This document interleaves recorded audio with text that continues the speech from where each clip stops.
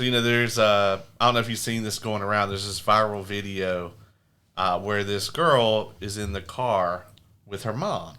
And she tells her mom that she wants a puppy for Christmas, right? And she's like, what do I got to do to get the puppy? And her mom, just, being like, this girl is not getting this puppy, goes, you got to get 50,000 likes on the video and a comment from Marvel. And the girl's like, bet. So, people just started flooding this video, and Marvel is tagged, over 25,000 times in the comments. So, finally, the video, I think, is at, 200,000 likes or something? It's, way over the 50,000. Yeah, it's way up, and it's got, 9 million views. And then Marvel finally came on and was like, nothing's impossible, and so Marvel left a comment. And so, now, this poor mom, she now has to get her daughter this puppy because, Well, it sounds like 4 puppies, because if it was 1 for 50 and she got 200,000. Well, Marvel had to leave a comment. Marvel left them one comment. So okay, that's fair. But if they come back and leave 3 more, yeah, the mom messed up. She should have said, and I need Stan Lee to come sign off on this puppy. Yeah. Oh, yeah. A cameo for the puppy. I need Alan Moore to watch the Watchmen TV show right. and like it. And and give a full breath critique of how much he loves it. Yeah. Yeah. That'll happen. Do we know who was it just Marvel's account? It was just the main Marvel account. Yeah. But even some other businesses, like Krispy Kreme freaking commented. Yeah, Krispy Kreme was like, we're not Marvel, but we hope you get your dog. I love a good viral video moment. Yeah. Yeah, and it was just and then the follow-up video afterwards is her and her dad are going to go look at different shelters and try to find a puppy this week. So I'm like, that's so great. Not only is she going to get a puppy, but she's going to rescue, she's not just paying $500 for, a purebred puppy. Yeah, she's going to go rescue a puppy. And I'm like, she's going to have to name it after a Marvel character now. Crypto. Well, Crypto's not Marvel. He's wrong franchise. DC. Son of a gun. That'd be real fucked up if she named it Crypto, actually. Cosmo. Yeah, Cosmo. Cosmo, the Russian space dog. Yeah, Thank you for not giving me a badunta there. I appreciate it. Oh, yeah. My ego couldn't have took it. Yeah. Well, I heard you watched Superman this week, so it's on the brain. She watched it today. It's on the brain. I watched it today. I saved the best for last, y'all, but we'll get there. Yeah, we'll get there. Well. So, I think we can get right into it. I think we got a lot to talk about. We do. So I guess we will go ahead and get right into the main event. We'll skip the appetizers for tonight, and we're going to hop right on into it. Homies, one and all, allow me to welcome you all back to another very special, unique, festive episode of the Superhero Homies Podcast, the best of 2025 edition. All of the books, comics, movies, TV shows, video games, and more will be discussed here tonight. 2025 has been one of the years of all time, but there's been some good this year as well. And tonight we're going to get into it and break it all down, discussing our highs, what we enjoyed the most. Hopefully you guys are looking forward to this as much as I am. So before I begin, my name is Quentin. And as always, I'm here with my illustrious co-host. He is, in fact, the world's greatest co-host, the homie Caleb. Of course. That's right. He's great enough for about 2 seconds of that. Yep. Well, as always, I'm very happy to be here. The company has even improved this week. It has. Yeah. I mean, yay! I almost took that as an insult. Yeah. No, it would never have been meant that way. Yeah. And sitting next to him is the person who, one of 2 people who could possibly be his replacement if he keeps it up. Oh! One of my nearest and dearest, we have the good homie K returning once again. Hi. Always a pleasure. And last, but certainly not least, someone who filled in for me when my bum of a co-host decided to just fuck off. Another one here who is extremely intelligent, gifted, talented, and she brings me snacks, which, again, my current co-host really doesn't do that. He just brings me problems. Really. Oh, shame. The homie Lauren, welcome back. Thanks, guys, for having me. It is So good to have all of you here again. And I'm trying to remember last year when we did this. I should have gone back and listened to see like what was everybody's favorite what. Yeah, what did we look forward to this coming up year? Because there's some stuff on here that I guarantee you wasn't on anyone's radar. Probably in each one of these categories, there's probably things that weren't on our radar yet. Absolutely. K-pop Demon Hunters was definitely on no one's radar. Yeah, Nobody's. yeah. Arc Raiders. I mean, like just so many things wouldn't have been. I mean, Sinners. Nobody even knew anything about that. So. When did that first trailer? Because I was thinking about that. E33. I mean, I had never even seen the trailer when I was going to go see the movie. Oh yeah, you haven't. That's right. I'll be honest with you. I don't know that I've seen it now. I don't think I saw the trailer at all. Technically, The trailer for Sinners? Yeah. did Oh, I? yeah, you saw it because he sent it to you. You heard the music and came to me and was like, you want to go see this movie? Oh, and I that's just right. heard like the first couple of bars, which is why it's a musical Ace. And I was like, I have to go see this movie. Kay, I'm glad that you said this. I was gonna let it slide. I have backup today. I was gonna let it slide and just coast. But you know what? 2025 Ace is actually a little bit different from 2024 Ace. Oh. Ever so slightly. I am in my full Ultra Instinct peace level Ace. Okay. Oh, well, And- Congrats. Thank you. And you also increased the number of musicals you like from 1 to 2 in 2025. What was the first one? Well, I just assumed that you like Freaknik. Is that a movie or TV show? This is a movie. Okay, I think maybe they made it to a TV show. Oh, okay, maybe they did. Yeah. So here's the thing, right? This new form of Ace, his list of shit that he really cares about went from like this to like this, and I don't care enough about the genre of this awesome movie to argue it. If we want to call it a musical, I will call it a musical to keep the peace. The internet likes it. Oh. Way to go, growth. Thank you. You deserve. I don't know what button it is, and I'll hit the wrong one. But you deserve a clappy It's this one right here. for growth. Yes. Round of applause for Ace. Also, when you say it went to like this, it's like what, Watchmen and Batman is at the list now? That's pretty much it. Other than that, I can't really argue. I don't devote the energy towards arguing about much anything else. See, that gets him this button. You fucking nerd. Why are you testing my gangster at the end of the year? For a second there, I thought you were going to hit the Callum, no. No. But with that being said, there is something incredible that happened again. So the whole thing about Sinners, is it a musical? I will concede with the rest of the table, it is. I didn't say it was. The company you keep, the company you keep, so all that jazz. However, despite what this roommate thinks, it is still a big discussion It is. outside of this room. The internet is very excited about our argument about it. Do you know they are so excited about it?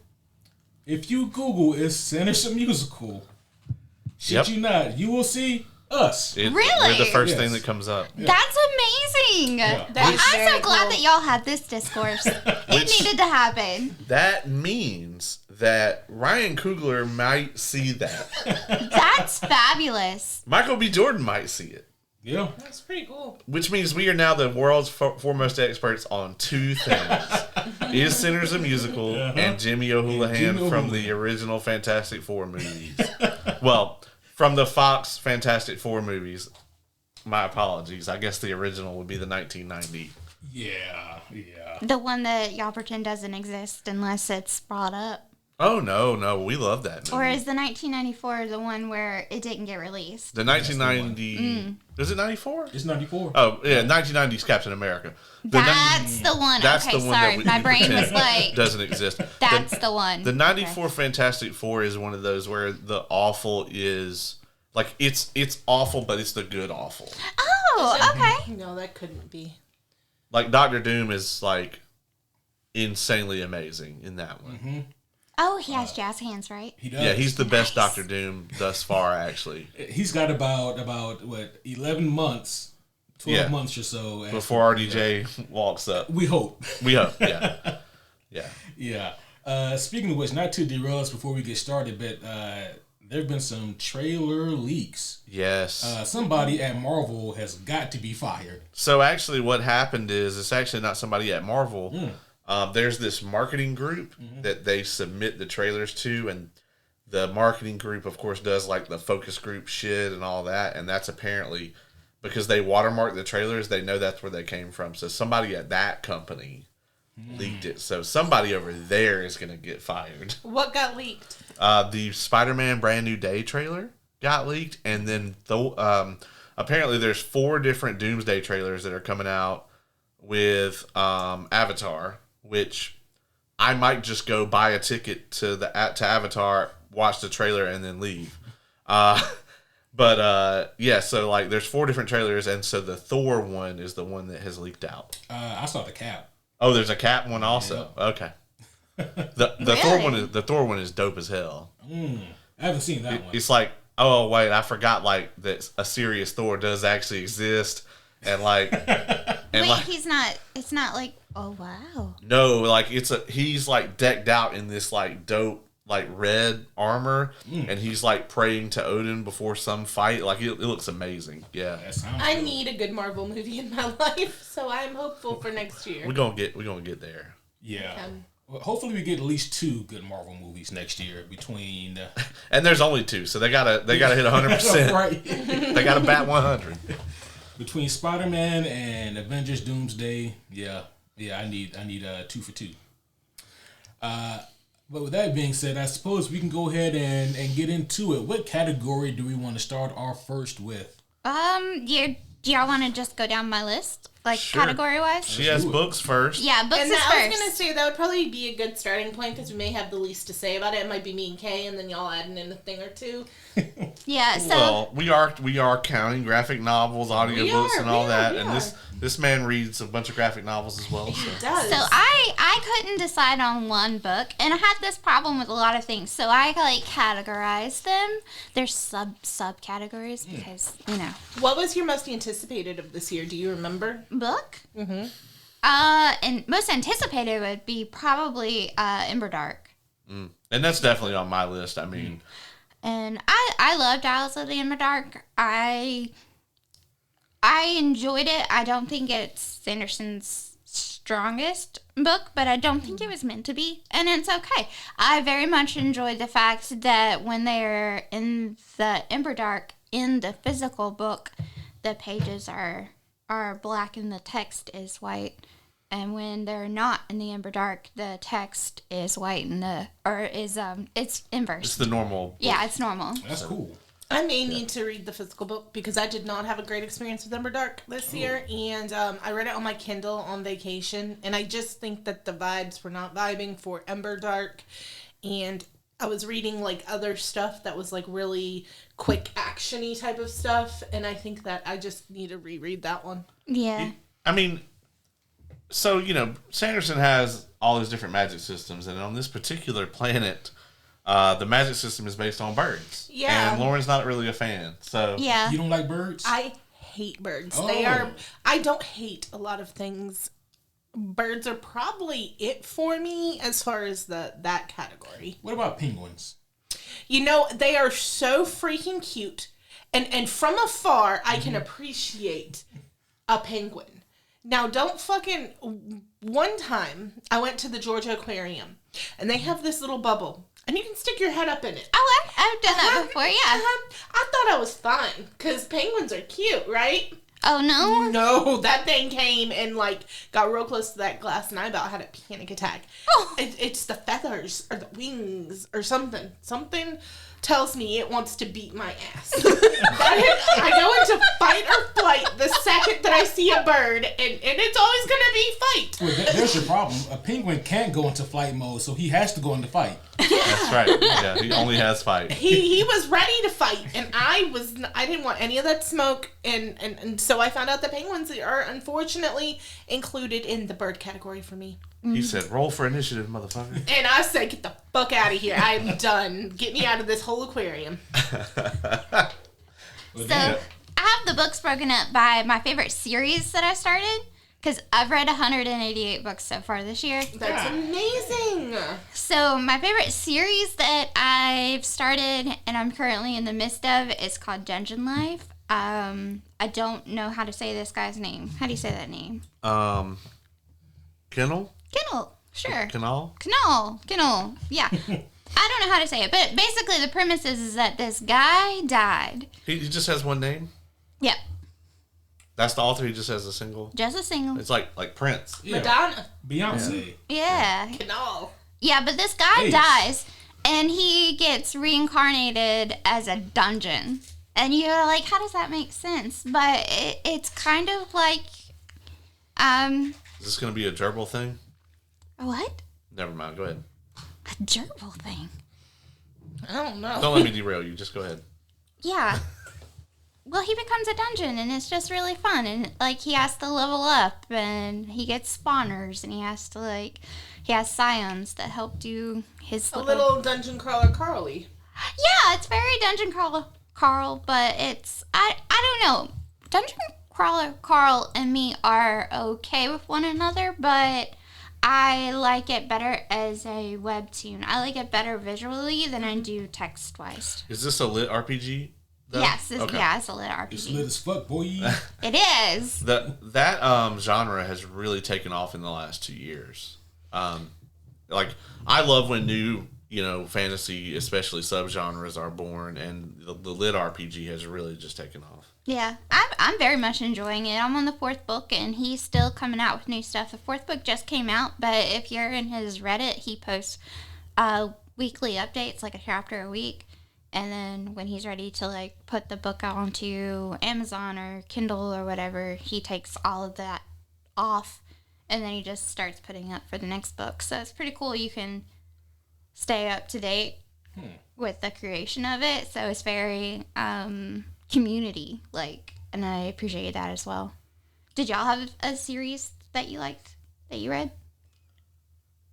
So series, no, not necessarily, but my highlight of the year, obviously, we were talking about Ember Dark, and I think it's very clear that Sanderson wants to get into the sci-fi era of the Cosmere. I think he's real hyped for it. It's very clear that every time he gets a chance to write a secret project, it's way in the future, and that he wants to keep doing that. And I love the setting, and I honestly would like more books that's just the crew going around and having little adventures. I think it would be great. However, my read of the year is probably, and this was not new, a new book that came out this year, but it was new to me, was Doomsday Clock, which I believe is right there. Yeah, I read this while I was on vacation. I was glued to it. I couldn't come off of it. Doomsday Clock is the sequel to Watchmen. And it basically is like a crossover, like Watchmen and DC, and having all these beloved DC characters crossover with all these beloved Watchmen characters, and Watchmen itself being such a great work. If you look up graphic novels on Goodreads, Watchmen is number 1, and it's not close. In user scores, Watchmen is by far the number 1 graphic novel on I Goodreads. still gotta read it. And so, trying to step into the shoes of something that's that legendary, and then also with all these other characters, and how heavily it is a Superman book. When we get to the movie section, we're definitely gonna talk about Superman a lot, but this has been a Superman reawakening for me, because I've always been very down on the character. I liked him as a kid. As I got older, I was like, this character's dumb. But seeing the way that between Doomsday Clock and the movie this year, Hating on Clark Kent. What the fuck, man? I've just been really big on Supes this year. So Doomsday Clock for me was just perfect. It kind of ticked all the boxes of something I'm looking for. It's gritty, but it's also got a lot of humor in it, and all the characters are portrayed really well. It has this huge ensemble cast, so for them to take care of Batman, Lex Luthor, Lois Lane, Superman, Dr. Manhattan, Rorschach, like all these different characters. The Joker even, has a good, really good section in there. So to balance all those characters and like make sure everybody gets some like time in the limelight, and then also for the main through line of the book to just kind of wrap it up with a nice little bow on top. I loved it. I think my favorite graphic novel that I read this year was Woman of Tomorrow. Yes. Yeah, that is that's going to be a very popular book in the next, from now until, June? And if the movie's as good as Superman, after. And then after, for sure, yeah. So, folks, if you want to read like a physical copy of Woman of Tomorrow, I suggest you go ahead and start buying it now. Yeah. DC is usually pretty good about keeping their books in stock. I may have to borrow yours. Oh, for sure. It's somewhere behind me. I need to do the TMNT crossover I've got. Yes. Yeah. Lauren has my copy of Batman and Ninja Turtles. Yep. It was hilarious because after we did Wonder Woman, which is my graphic novel of the year, I thought it was phenomenal. Oops, my bad. Spoiler. It was just hilarious because as you were leaving, you were like, I want to read another graphic novel, but I don't know. Like, my favorites are like Batman and Ninja Turtles. And I said, oh, have you seen this Batman and Ninja Turtles book? And I did not know it existed. Oh, that's fabulous. Like, I have just a book for you. Yeah, I'm going to get to it really soon, like probably the beginning of next month, because I just had so many I wanted to get done this year. Ace is really good about that, about being like, you know what, this is the book that you're gonna like. At first I thought he was just wanting me to read the shit that he likes so he could talk to me about it, and I'm not saying he's never done that, but like when he handed me All-Star Superman, he was like, you're gonna love this is like the seminal work for Superman, and I was like, man, I don't know about that shit. and I looked at it and I was like, all right. I started reading. I was like, man, this shit is weird as hell. And then by the end of it, I was like, dude, this was amazing. I was just like, pouring out over it. So that's the way Saga started for me with the alien sex. I was like, the alien birth. Yep. I was like, what the fuck is this, Ace? Oh yeah, he handed me the book. Titties on the cover. On air, we were here. I was like, is this a titty? Is this a titty? Sure is. Yep. That's everybody's reaction, when it was really good though. I enjoyed that. Yeah. I did as well. My favorite book this year, because I've read a comic book or two this year. I am very tempted to say Doomsday Clock as well, but I read that when it first came out some years ago. Although this is my first time reading the Absolute Edition because I'm an elitist. But I might have to say Absolute Batman has been an absolute pleasure for me to read. Seeing this different take on Batman and his mythos, seeing him go from being typically the rich, wealthy aristocrat to being your working man, basically, and who is having to try to figure it out. He is younger than Bruce typically is, so he's a little bit more immature. He is getting it out the mud, so he doesn't have a butler or a... he barely got a house. But what they do is they revamp his origin and they tie that into who he is and why he is the way that he is in a really cool fashion. He's an engineer in this, and they play with that a lot too. It is very metal. The writer Scott Snyder has a very unique flair and style that is very recognizable, and it is on full display here. It's not breakneck pacing, but it is a very brisk pace read. But it reads in such a way that it's hard to put down. Yeah. And every time I look up, Absolute Batman has outsold this. Absolute Batman has won this award. Scott Snyder has just won this other award. And so it's blowing up, and I'm pretty sure it is the highest selling American comic book this year, and it's not even close. Yeah. It's been a tremendous read, though. You said they have 5 or 6 years of it mapped out already? I think so. Yeah. That's cool. Yeah. Yeah, so that would be probably my personal favorite pick for comic this year. It's on my list too. It's tremendously good. Yeah. Lauren. We got to Lauren. Oh my gosh, I have not read as many books as Kay this year. What's your number? 130. I'm sitting at 130, but I still have. I'm off the entire week of Christmas, and I have a laundry list of things that I said I was reading in 2025. So we'll see if I hit 140. But gosh, highlights. My most anticipated read of the year turned out to be my favorite read of the year. So this was the year for Hermione fanfiction that was published. Three different books came out this year that were based off of Hermione fanfiction, and one of them is my favorite book of the year, and that's Alchemized. Alchemized. Also shocking. Really? You're shocked? No, I'm Oh, okay. I was like, really? You're shocked? no. No, he's being sarcastic. Okay. I was like, wow, we don't talk enough, friend. Alchemized was phenomenal, guys. It's on my shelf. Since you gave it to me, I'm gonna read it. It is you gotta be in the right mindset for it. Absolutely check the trigger warnings, all of that stuff, because it is dark, dark, dark. It's being allowed to rest on the Sander shelf as it waits for her to read it. So that's a great honor. I appreciate that. Damn. Yeah, just it is a war story at the end of the day. It is about a young woman who is caught up in a horrific war and horrific things happen to her and overcoming, and it's just a really, really good book. And I also read my first Ken Follett, I think is how you say his last name, book this year, Pillars of the Earth.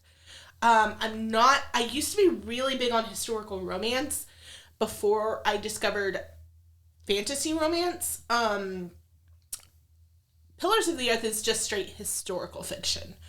And this is probably the first historical fiction I've read since college where there's a little romance, but it is definitely not in the romance genre, guys. It is pretty much strictly historical fiction that takes place around a group of people who are building a cathedral in the 12th century.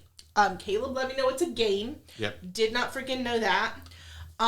She was like telling me about the plot and everything, and I was like, "Oh yeah, I know Pillars of the Earth." I was like, I picked up the video game by accident because I thought it was a Pillars of Eternity game. That's what I was thinking. No, it's not. It's literally just like a point and click kind of almost Telltale, like before Telltale version of the book, and the author actually does some voice work on the game. Oh, damn. Fun fact. Oh. The book is phenomenal. It is beefy. It's 1,100 pages, but it is just character work, a masterclass in character work. Yeah. And how you really get so invested in these people's lives over decades and decades and decades, and how he can tell this story that takes place over 50, 60 years and not get boring, and it still be interesting, and you still want to turn the page, and you're so invested. That was number 2 for me, and then number 3 is from one of both of our favorite authors, and that was Atmosphere, which is Taylor Jenkins Reid's newest release this year. If you like sapphic romance, if you like historical, especially sapphic romance, pick up Atmosphere, you guys. It is so unbelievably good. I recommend the audiobook because a good portion Audiobooks and sapphic romance. and Just a good for a second. you have you done Atmosphere yet? I have not. Oh, you have to. The reason I say audiobook is because so much of this book takes place where one of the people is in a space shuttle that is going to die, and one of the people is ground control. And the audiobook just really gets you. Yeah. And it is just unbelievable. It is my choice for audiobook of the year for sure. While Alchemized is my favorite book of the year, if we were talking audio, it goes to Atmosphere hands down. A really anticipated read that bummed me the fuck out was Brimstone, which is the sequel to Quicksilver. See, I didn't read Brimstone. I just read Quicksilver. Quicksilver was great. Quicksilver was good, but I also found it to be it was really good, but it had its moments where it was very predictable. And so I was like, I'm going to read the next one when it comes out. And then I got sidetracked and I never went back to it. And I had heard bad things about it. And I was like, well, maybe that's why I didn't come back to it. It just, golly, I felt like for a week I was forcing myself to pick up this book. And Quicksilver was like one of my books of the year last year. So if you would have told me last year that Brimstone was going to be on my biggest disappointments list, I would have thought you were crazy. But it just is, it's so boring at the end of the day. It's predictable and just, golly, the main characters all spend too much time in separate areas with too many plots going on to the point where you're like, I don't even know who the fuck that person is anymore because I've missed them for 15 chapters. So it's too much. But yeah, I loved Pillars of the Earth, Atmosphere, and of course Alchemized this year. Alchemized is like, it was written as a Germani, and then they like, I guess, copyright washed it and changed all the names and They stuff. took it down, so it was called Manacled. Right. And it became one of the most popular fan fictions ever published. Like, its Goodreads score is insane. Yeah. And it's a really good fan fiction, and this is for the first time I think I've ever said this. They took it off the internet, they scrubbed everything. I ended up emailing at the end of last year like PF files to everybody I knew because I was like, Yeah, see, I've read that one. I just haven't read Alchemized. I think Alchemized is better. I really, really do. The world building is so freaking good because she had to build the world. Because it wasn't handed to her. And, like, the magic system is, oh my god, so good. And it's so dark, and it's so gothic, and it's just a mood. I would love to pick Senlin Yu's brain about how she took Manacled, and she somehow scrubbed it of anything to do with Harry Potter, and the magic system, and the world, and still made it a phenomenal book. And it's also a one book thing. It is not a series. It is a solitary beginning and end. It's not a series yet. I hope she doesn't do it. See, here's that thing. Yeah, with some books, because I have standalone on here too as like one of my things.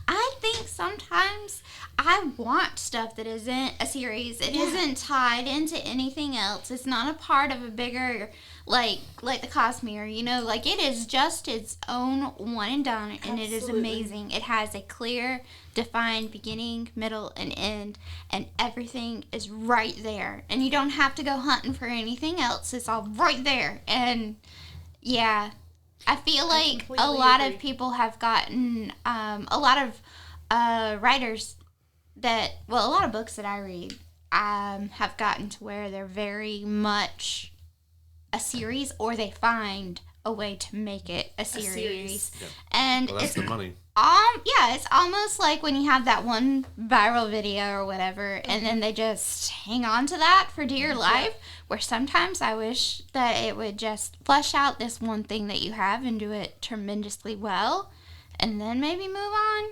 But yeah, I completely agree. Not every sub-character needs their own book. They just don't. And could they do that with Alchemized, with a child that is in the book, or children that are in the book? Sure, she probably could, but I kind of hope she doesn't. But I would also read the fuck out of it if she does. So And there we are. What are you gonna do, right? It's like, I wish they hadn't made this. You know, like if they make a fourth Dune movie, I'm gonna have to go hate watch it. Like, I'm gonna buy a ticket. You don't have to, but you will. But I will. you Yeah. really shouldn't. No, they Those really books shouldn't. get We're getting weird. Dune 3 though, right? We are getting 3, and they should stop at Messiah, which Yeah. I don't know if that's what they'll call the movie or not, but they should. Before we get out of books, though, I want to talk about like something that has really come up, because you both mentioned audiobooks, and like the production value on audiobooks has like skyrocketed, right? Because I agree. audiobook as a format has skyrocketed. But this is something that came out recently, and I don't know if you guys are tracking this. The mass market paperbacks. These are the ones that you find at like on the little rotatey thing at the airport bookstore or whatever. They're usually like small, very thick. The font size is like 6.5.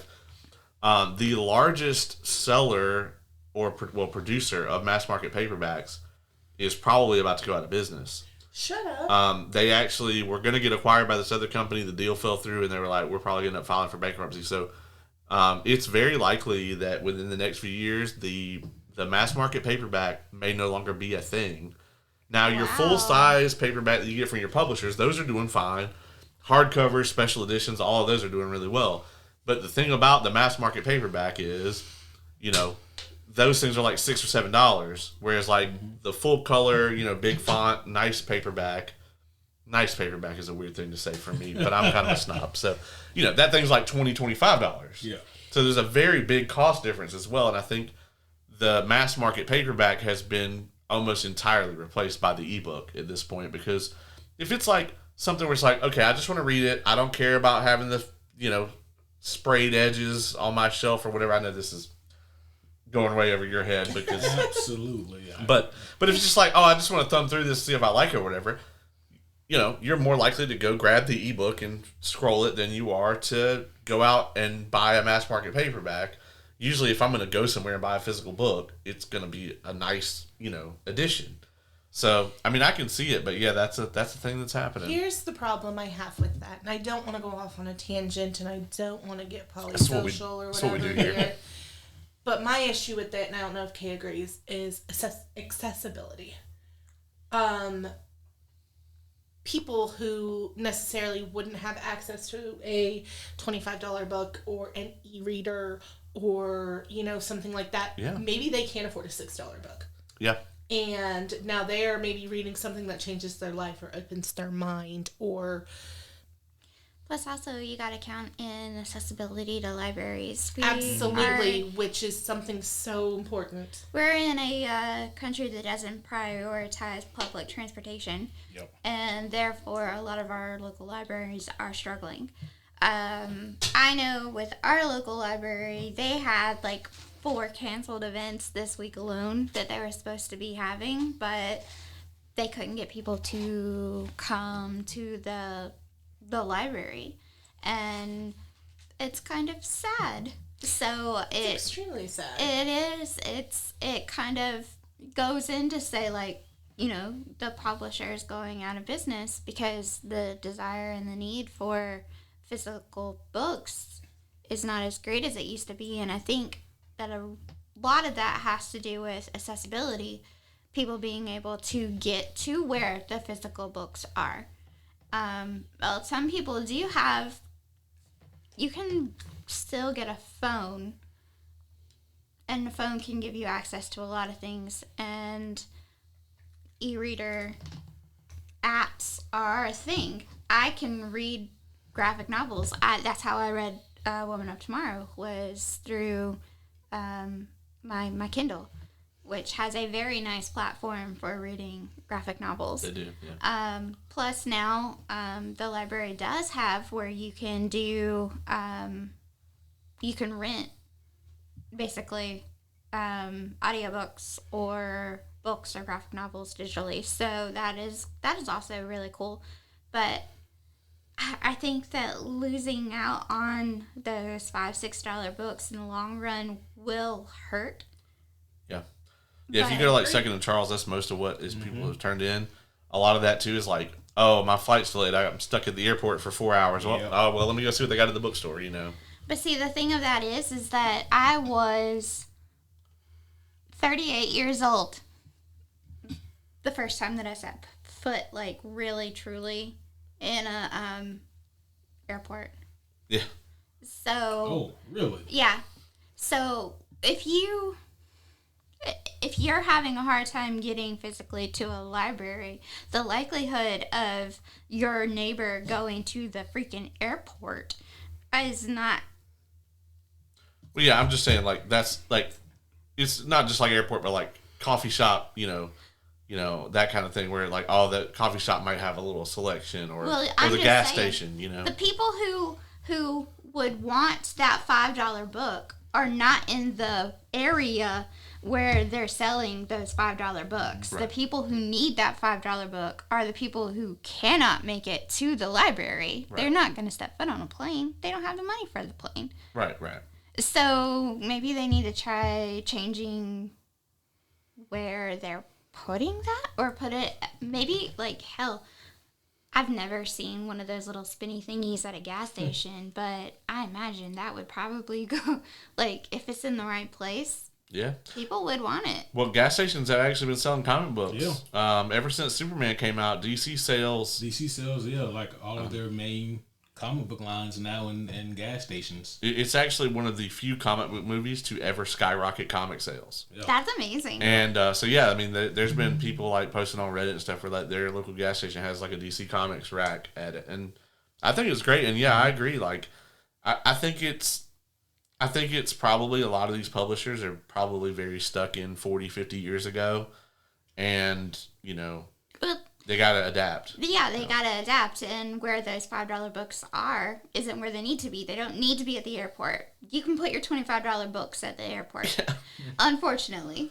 But What they're gonna do is put the mass market paperback in there and charge sell 'em. $25. There you go. yeah. yeah, the $5 books, they need to be where people that need a $5 book can get them, Yeah. and that's not what's happening, and Yeah. that's a problem. It's a major problem. Like, it's so crazy when you look at things how they're all like a cycle and attached and in this circle. You have a mass transit problem, so now you have a access to book problem, and now you have a lower test score problem, and now you have a lack of people going to grad school issue, and now you're hiring the cost of like it is a spiral. Yeah. Well, I mean, we're seeing that with like a lot of formats. We're seeing that with movies. Like the movie industry is reeling now. Ha ha ha. You get it? Reeling. From. You fucking Oh, nerd. I thought you were giving Wow. him the clap. No, he never gives me any You of thought that. I gave him the clap? Yeah. He better not have. Oh no! But yeah, I mean, he never gives me any of the complimentary buttons. That's not true. But the movie industry right now, streaming is wreaking havoc on the movie industry right now, and it's in a period of transition. Same thing with books. The ebook, the audiobook, the way people that consume the media has changed. I think more people are reading because, let's face it, Book Talk has put a lot of that in there. I think there's a lot of people that think that a novel is a thing that you read in school and hated and didn't want to read, for a lot of people. But what I think people are realizing through like social media and different outlets is that, the things that I like, there are books about those things. It's just, when I was in school, nobody had me read them. Exactly. You were reading the Scarlet Letter in school and Yeah. not knowing that there's so many better books about the same time frame. Yeah, if you didn't look up and end up with Chronicles of Narnia or The Hobbit, you probably weren't going to get into fantasy. And then honestly, it would depend on your teacher, because if you went to Thompson, you either had Miss Brown or you had Miss Flanders. I don't And- remember. Yeah. Nice. He was asleep during those classes. Like as a senior, those were the two. If you didn't have one, like if you had one of those two when you were a senior, then that would really shape your type of book. So like for Miss Flanders, because I had Miss Flanders when I was a junior, and I had Miss Brown when I was a senior. For Miss Flanders, she was more whimsical. She also really enjoyed like getting you involved in the conversation. So we read Canterbury Tales, which is a Geoffrey Chaucer epic, but it was so good. I was invested in this Old English story. I wanted to know what was going to happen. It was the way that she taught it to us. Like, it was fun.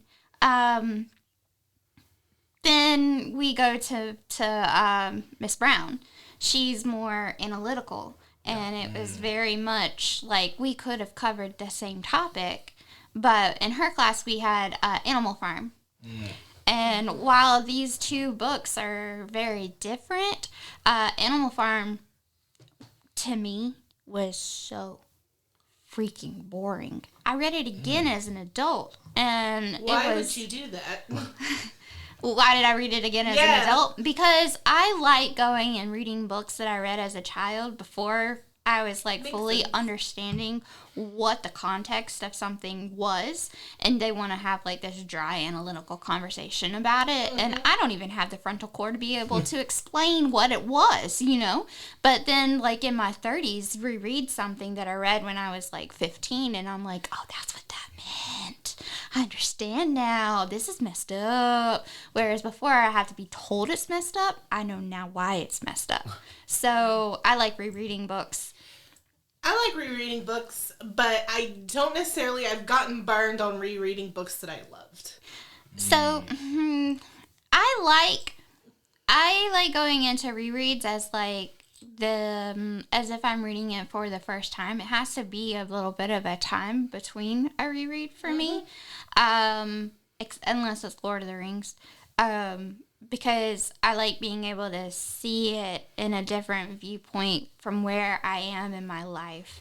A lot of the times, I'll latch on to a different character than I did the first time I read it, or I'll be able to understand the undertext a lot more than the first time that I read it, or I'll pick up on like how the author is able to lay those little sprinkles that I didn't catch up on the first time around, and I'll be like, oh, I see what you were doing there, and I appreciate a reread for that. But usually I try to like give like a decade or so in between when it's like a really strong reread like that. There was a book that I infamously loved the first, and I'm sitting here racking my brain because it was you and I who had the conversation, that I infamously loved.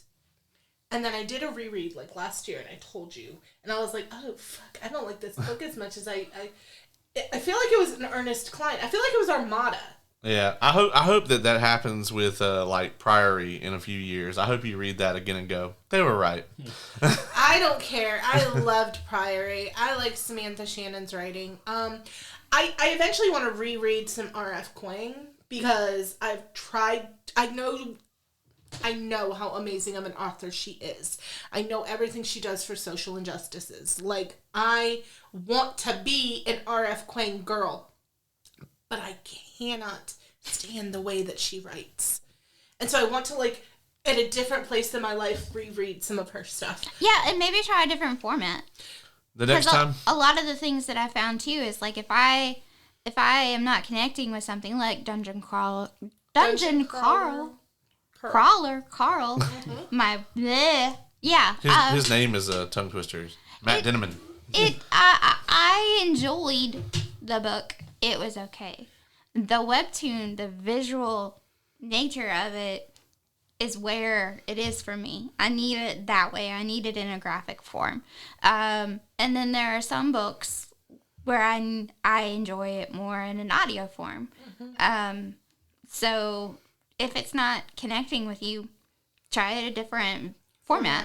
The next time you read Lord of the Rings, are you going to do the Andy Serkis version? See, I want to. I really do. Because know I about think it this? would be You told me about amazing. that. Okay. What is this? I'm not aware. So there's an audiobook of Lord of the Rings, and it's Andy Serkis as everyone. He does a voice for every. Andy Serkis. I am sorry. It's You're okay. It's okay. all right. It's all right. We got you, boo. Yeah, he's the not only the voice actor but also the mocap actor for Gollum. Okay. And, Yeah, cool. Yeah, see, a lot of the times you just don't realize their names. Yeah, exactly. Yeah. See, when he says names like the people that direct something or that were obscure Sure. Lost you for a random second. person in this scene, Sure. I'm like, who? And You could then have said the voice actor for Gollum and not done all those dramatics, and it would have instantly been like, oh, I got it. You reset me every now and then. You know, you just got it's okay. It's okay. We got you. every now and then you hit me with a little something. Because I'm not the best at pop culture, you guys. I'm really not. And I'm trying so hard. Sure you are. I watched so many movies this week. He's also directing the new Lord of the Rings movie. That's right. So, yeah. I'm not even going to say it after that dramatic thing, but I will do some Googling. Okay, cool, Z's. Well, should we move on to movies since we're here? Yeah. Okay, so I have broken the movies up into two: one that I watched on stream, and one that I watched in theaters. Okay. So for me in theaters, it was really hard to pick between Sinners and Superman, but I chose Sinners. Really? Cinnamon. Cinnamon. Yeah, for me it was Sinners. I really loved Superman. Superman was so great. It was wonderful and it was really good, but Sinners like connected with my soul, and had to give it that one. And then for streaming, it was K-pop Demon Hunters because it was great. K-pop Demon Hunters is tremendous. Like for me, the soundtrack is way better than the movie. Like the movie, it is made for children, right? And so it's just right there at that like level for me. Like it's just below that line where I kind of sigh to myself every couple minutes, like, okay, why am I ingesting this? Like I feel like I'm watching an episode of Rugrats sometimes, you know. But the soundtrack is amazing. The music is Yeah, so good. and the so voice good. cast is also stellar, just in general. So I really loved that as well. But it's also Sinners for me. The like technical aspects of Sinners is not just the fact that the movie's really, really good, because if it were just that, it would be right there with Superman to me. But it's like the technical part of Sinners, like all the camera tricks they do, and like the performances and the cast and the sound, and like how they incorporated all of these like legends into the mythos. It's tremendous all around. So I had to give it to Sinners as well. Would easily be my movie of the year for sure. You know, for me, on that note, I don't typically. I joke a lot, but I typically don't actually judge people based off of movies that they like or don't like. But Sinners is kind of different. Mm-hmm.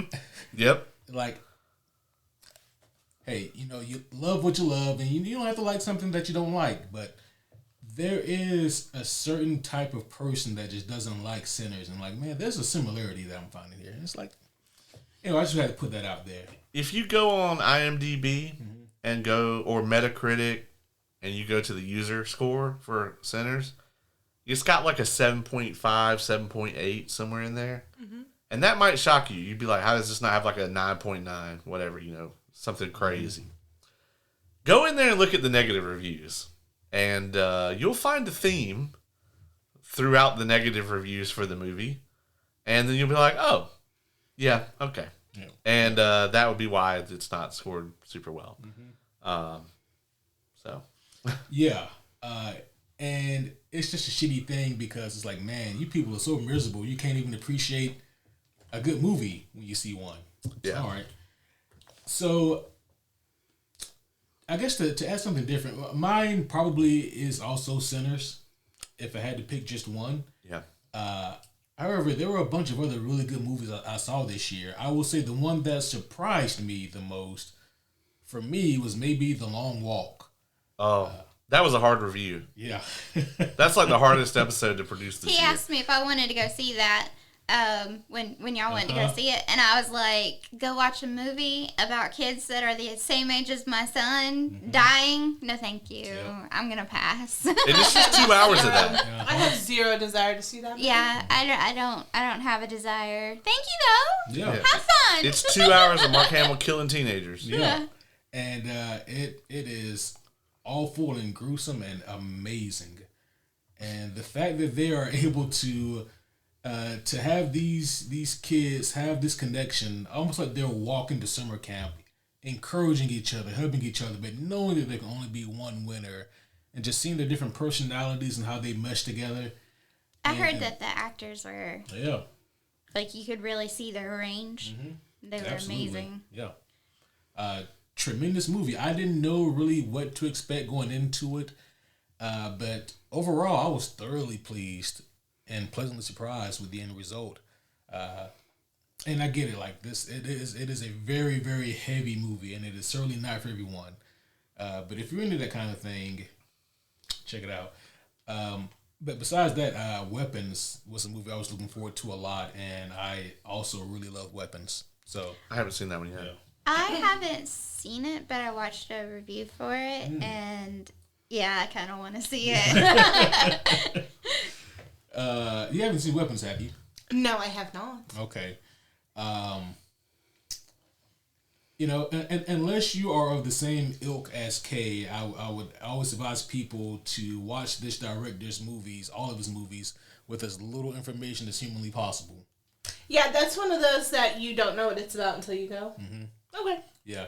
Between this movie and, I forget his name, but he also directed a movie called Barbarian. Yeah, I was going to say, I couldn't think of the name of the movie, but I was like, there's another movie like that recently. Yeah. I went into that movie blind, and yeah, that was a great experience for it. But yeah, those are definitely some of the ones that stuck out to me the most, between Sinners and Weapons and The Long Walk. There are, of course, others. I mean, the name of the podcast is Superhero Homies. I'm going to have to edit that in here.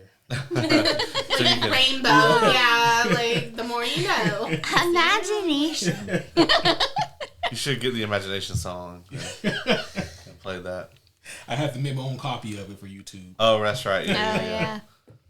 We can sing it. We can do that, you know. We don't have to. It's fine. It might teleport us somewhere. It might, just a portal opens. Yeah. So.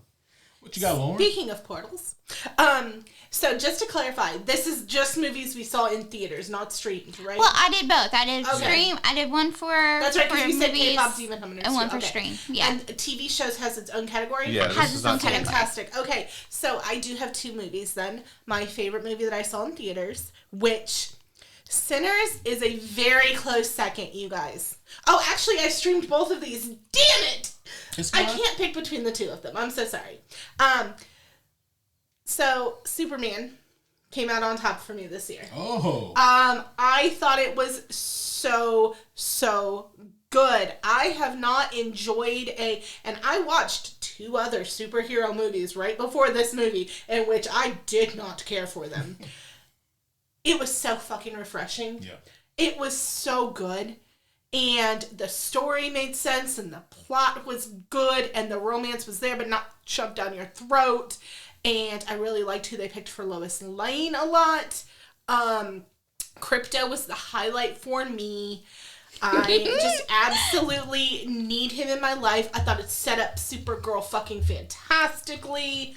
No notes on Superman for me. I mean, I just thought it was really, really, really good. But you do agree there was maybe just like a smidgen too much crypto, yeah? No. Absolutely not.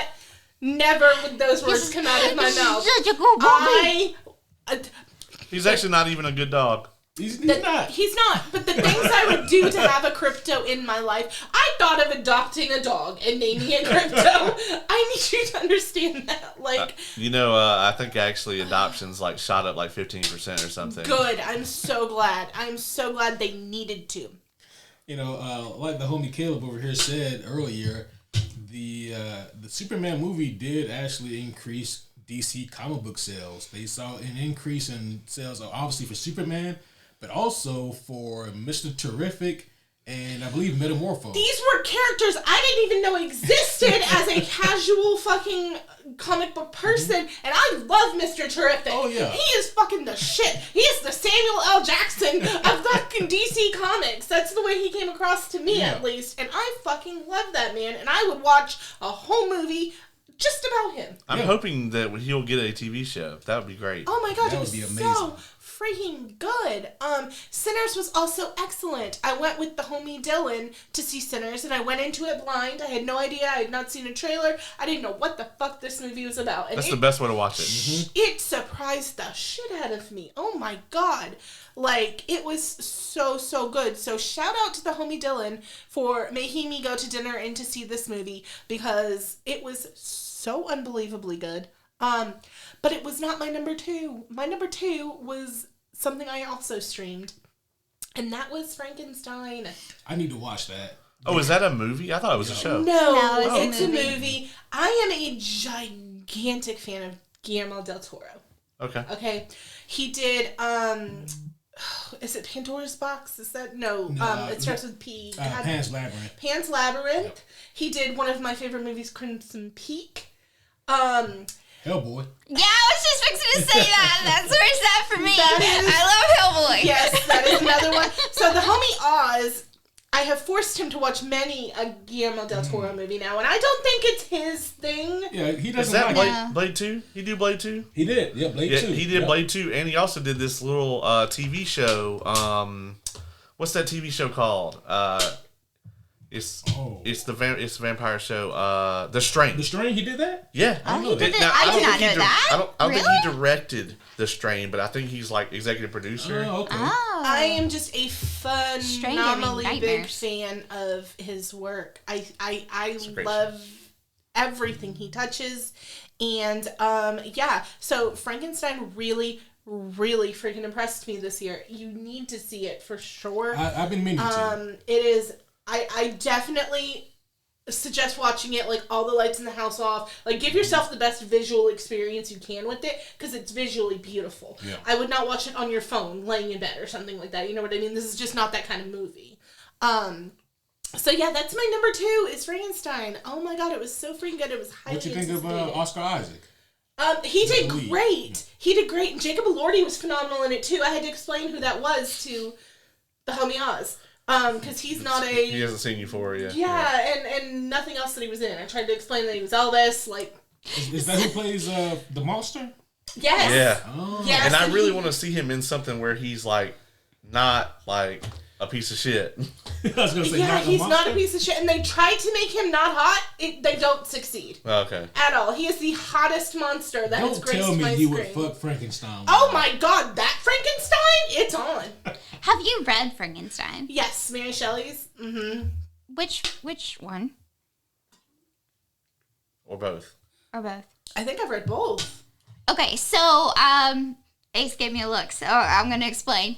So when Mary Shelley first originally released Frankenstein, she released it under a pseudonym, which I cannot remember at this moment. Oh, I know it. It's in my notes. So when she released it, everyone basically assumed that she was a man because this is like, not a time when women could be writers. Yeah. They certainly can't invent science fiction. Yeah. You Yeah. Can't be creative. Yeah, so there is about 6 years or so later, she came back out with it again, but it was under her name. And there is a little bit of a difference between the two books. And the first one, she is more, it's more about the science. Mm-hmm. And then in the second one, it's more about the goal. So, like, bringing life back, Right. creating life. In the first one, it's more about, like, how we do that. Okay. So it says that the first one, called The Modern Prometheus, was released anonymously in 1818. And then the second edition, called Frankenstein, came out in 1823 with her name on the cover. Yeah. Very So, cool.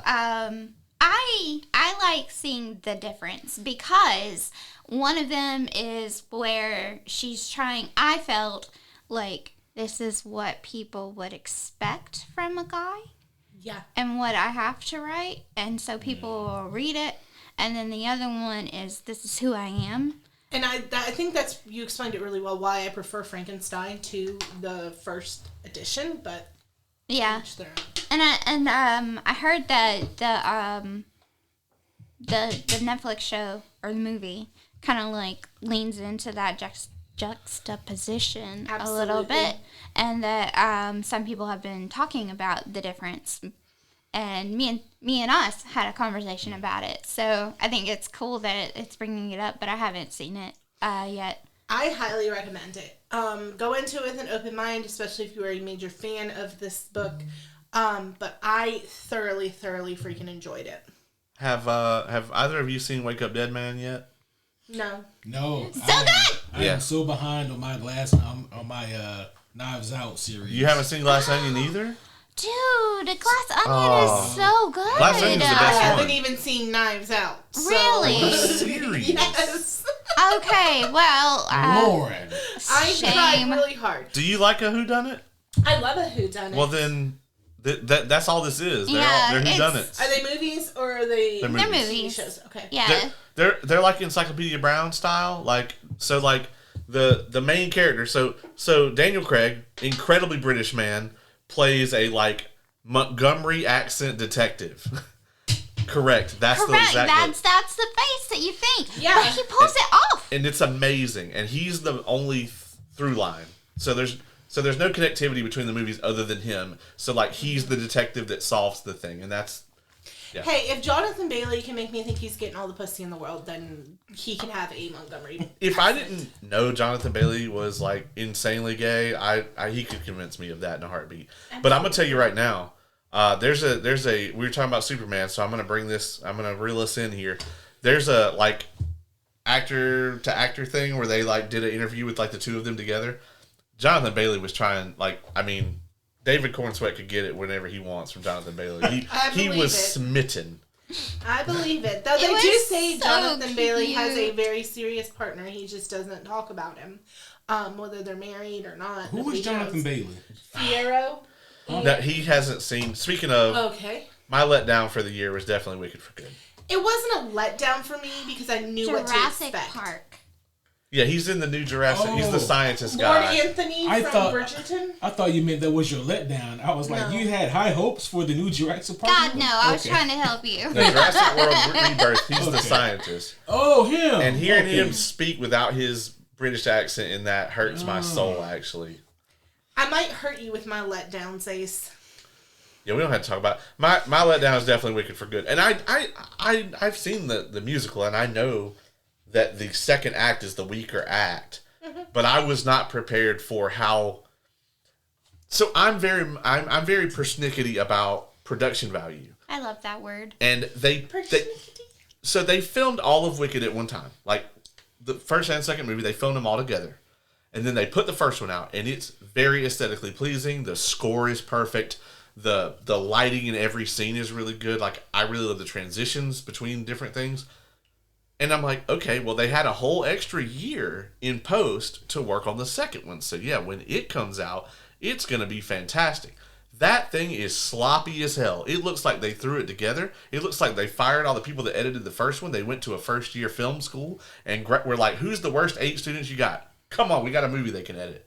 Like, the lighting is bad. The way that the movie flows isn't good. And, like, even the sound mix is terrible. Like, there's places where the music swells in, like, the wrong spot. And over Cynthia Erivo's voice, and I'm just like, I'm here to hear Cynthia. Get the fuck out with your whatever you want to sprinkle on top of it.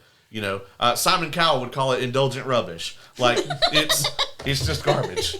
I hated it. Even though I went into it knowing that the second act is weaker than the first. I do think they could have made that a solitary, longer movie. I do feel it was a little money hungry of them because they knew that the second movie didn't have enough to support.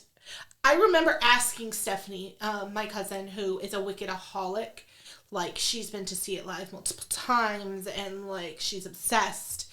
I remember where they ended it at the intermission on the first movie, looking to her and saying, do they have they've got to add stuff, right, for the second movie? Like, do they have enough to do a second movie? And she's like, yeah, it's going to be great. They're going to do more merch. They're going to do all this stuff. And the merch has been great. But I didn't think they had enough a year ago to do the second movie. And I still love it and appreciate it for what it is. It has some of my favorite songs in the, like, whole thing.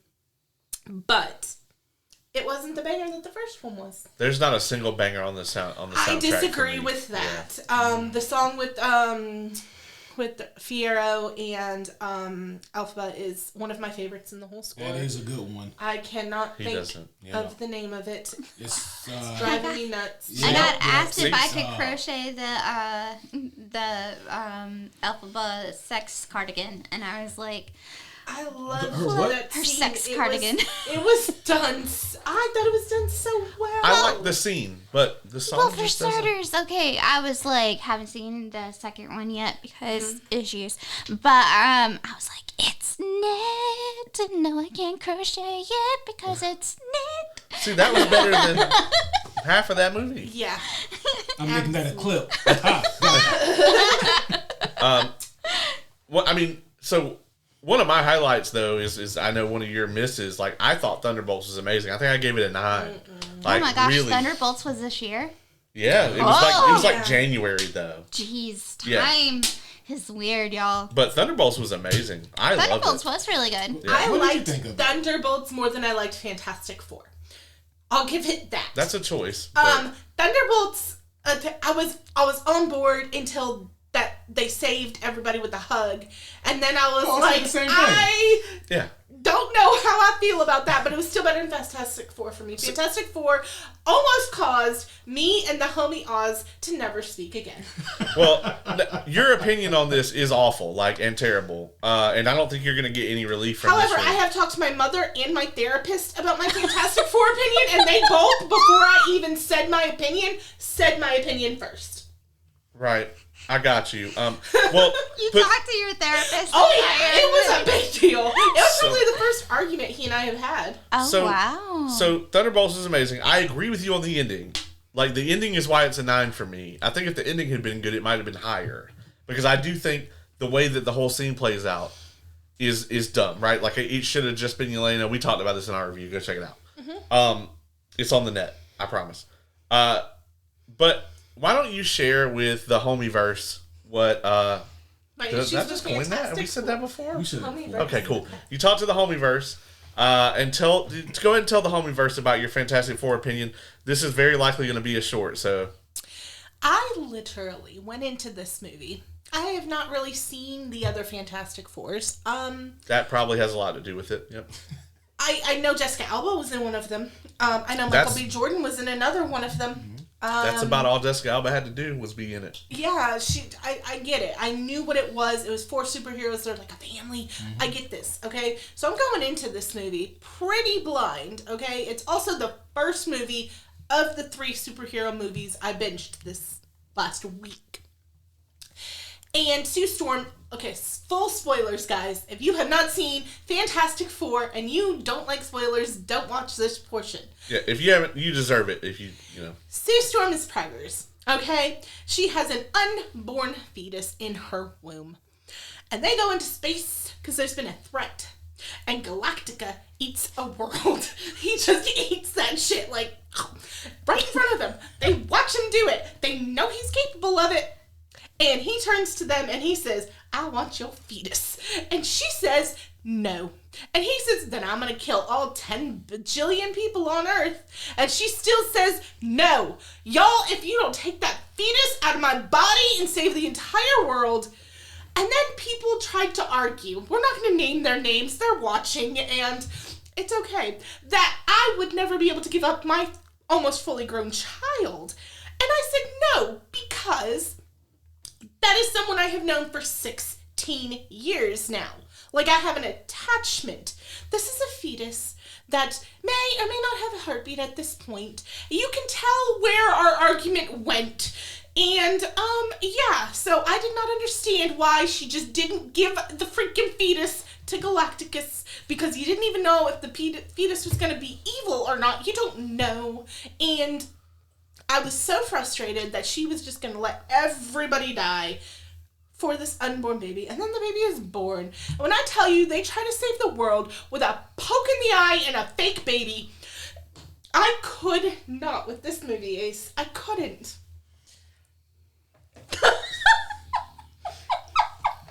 That was so passionate. It is. It's probably one of the things I'm most passionate about this year.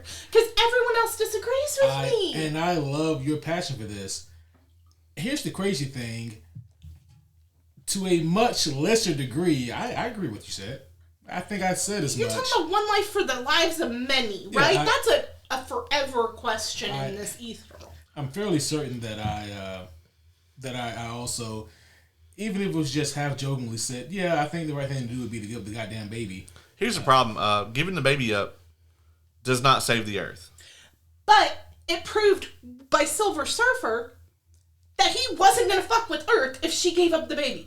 Because No, her whole you don't know that. story. But they find out that he never fucked with her planet. They were That- sending out thank you messages into the ether. That's a deal she made with Galactus. If what Galactus wants with Franklin is for Franklin to become the new Galactus. But he said So he he wasn't can going to be fuck lead. with Earth. And you know he's good on Franklin his word. didn't say that. No, but Galactus did. Right, but he's not going to be Galactus if they give him Franklin. Franklin is going to be Galactus, and he could just turn around. So, like, Franklin is a baby. And if a baby is hungry and he only eats planets, he's going to eat the first one he sees, and he's going to be right next to Earth. You don't save the Earth by giving them Franklin. I think that you may not save the Earth in the long run, but it's Marvel. Nothing saves the Earth in the long run. But I think that you save the Earth for probably at least a good 1,000 years or so, maybe longer, because it's going to take a long time for a Galactus to gestate and then to become Galactus. Fair. You know, so I will say it had one of my favorite superhero characters that I didn't know existed in it, and that's the Rock guy. What's his name? he didn't do anything in this one. You like that? You mean I did the like thing? Yeah, the thing. Yeah, the Thing. It's I thought Clockwork Time. his personality. I liked yeah. it. He was Clockwork cool, and I'd never heard of him. So Really? So when CM Punk comes out and says it's Clobber Time, you thought that's the CM Punk thing? I thought that's what he said. I mean, it is, It is, but but it's he- because of the thing. Yeah. I did more not you know know. that. The more you know, absolutely. Like, we learned that Timothy Chalamet was a huge wrestling nerd this huge week. wrestling Yeah, nerd. yeah, so- Like, I didn't know that shit. So Yeah. many things I don't know. Yeah, But I do know I would have freaking yeeted that fetus real fast. Fetus the fetus. I would not have been able to get And rid I of In respect that. in that case, if you don't want, if not, anyone doesn't want to give up the baby, I understand. I'm sending you and the baby to Galactus. here's the thing, man, is I would negotiate. How about that? We don't negotiate with terrorists. yeah, Steve Rogers said we don't trade lives. That's it. End of story. So we don't. We're not trading lives. We're trading life. That's true. Okay. But one for one. The thing about it is that, like, these are heroic people. Like, these are heroes, which you guys are clearly not. And so yeah, they're not gonna give up. But and you didn't roll your eyes at their Save the World plan? Not one time. But that's possibly because I sat through the other 4 Fantastic Four movies. Maybe. And if you didn't like this one, oh boy. Do Yeah. I have 4 movies you shouldn't And watch? that's what the homie Oz told me. He was like, "This is the best of the best, lady." Like, and I was like, It's "Oh, not even no." close. To your credit, Lauren, I also agree. Like the whole, we're gonna distract Poke in the Galactus, eye and and the- then we're gonna swap out. I'm like, you have to know, right? Galactus is, you don't become Galactus and get the fake out, the fucking Tom and Jerry fake out here. Yeah. He's gonna know, and of course he knew. Of course he did. He was immediately like, "This ain't my baby." So while you may have some valid points, Lauren, and I think that you do, I think that there's still so much good in this movie that I can overlook a lot of the what the fuck happened here type things. Like Galactus as a whole, I thought was pretty incredible. Yeah. Agreed. Like I thought that for the most part he felt larger than life. I kind of wish that we had found a different way to dispatch him so that he still seemed imposing, because I need Galactus to feel like he can wipe out everybody. Right. I can't have Sue Storm pushing back like that and still have me think that we need everybody to take him out. But other than that, he seemed really imposing, and I think that him and Silver Surfer can have a nice long talk wherever they are. Yeah. So Sue pushing back like that, I can actually get behind that Same. for several reasons. I gotta hear this. Okay, one, Mama Mode is a hell of a boss. Like, it's a hell of a thing, and Mama Mode was definitely activated. Well, like, that's just the human nature of it. But then you also have to go into, like, the comic book side of stuff. Like, her power is very, very strong. It is.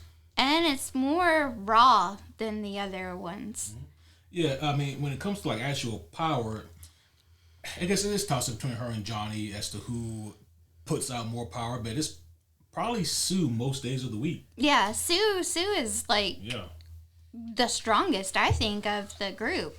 And I feel like that was a combination. Could she do that all the time? No. Could she have just done that if you told her to? Probably not. But her child was on the line, and it became a combination of raw strength and mama mode together, and so I can get behind it. I think had it been 1 or 2 steps, I would have said, that's perfect.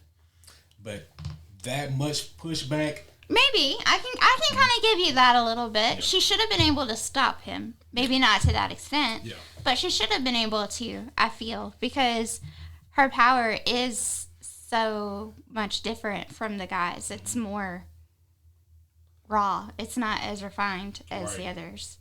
Just give you a little something on this, Lauren. In the other 4 movies, Sue Storm's contributions to the plot in the movie range from being hot and rude to making the outfits. I mean, I can definitely appreciate, like I said, I have not seen the others, so, it's apples and oranges, but I went into this year thinking there was no way there wasn't going to be, I would never not watch something Pedro Pascal was in. And there were 2 things this year that I never wished to watch that Pedro Pascal was in. Is the other one in the TV show category? Yes. Oh, I can't wait. Yeah, And I tried to watch it I can't wait. for this here show. We'll I have to did. talk about it That was then. my surprise for you today. We'll have to talk about it then. Yeah, we will. We got video games next on the list. Yes. Any other movies anybody wants to, before we skadoodle? Just to clarify again, Superman was also great.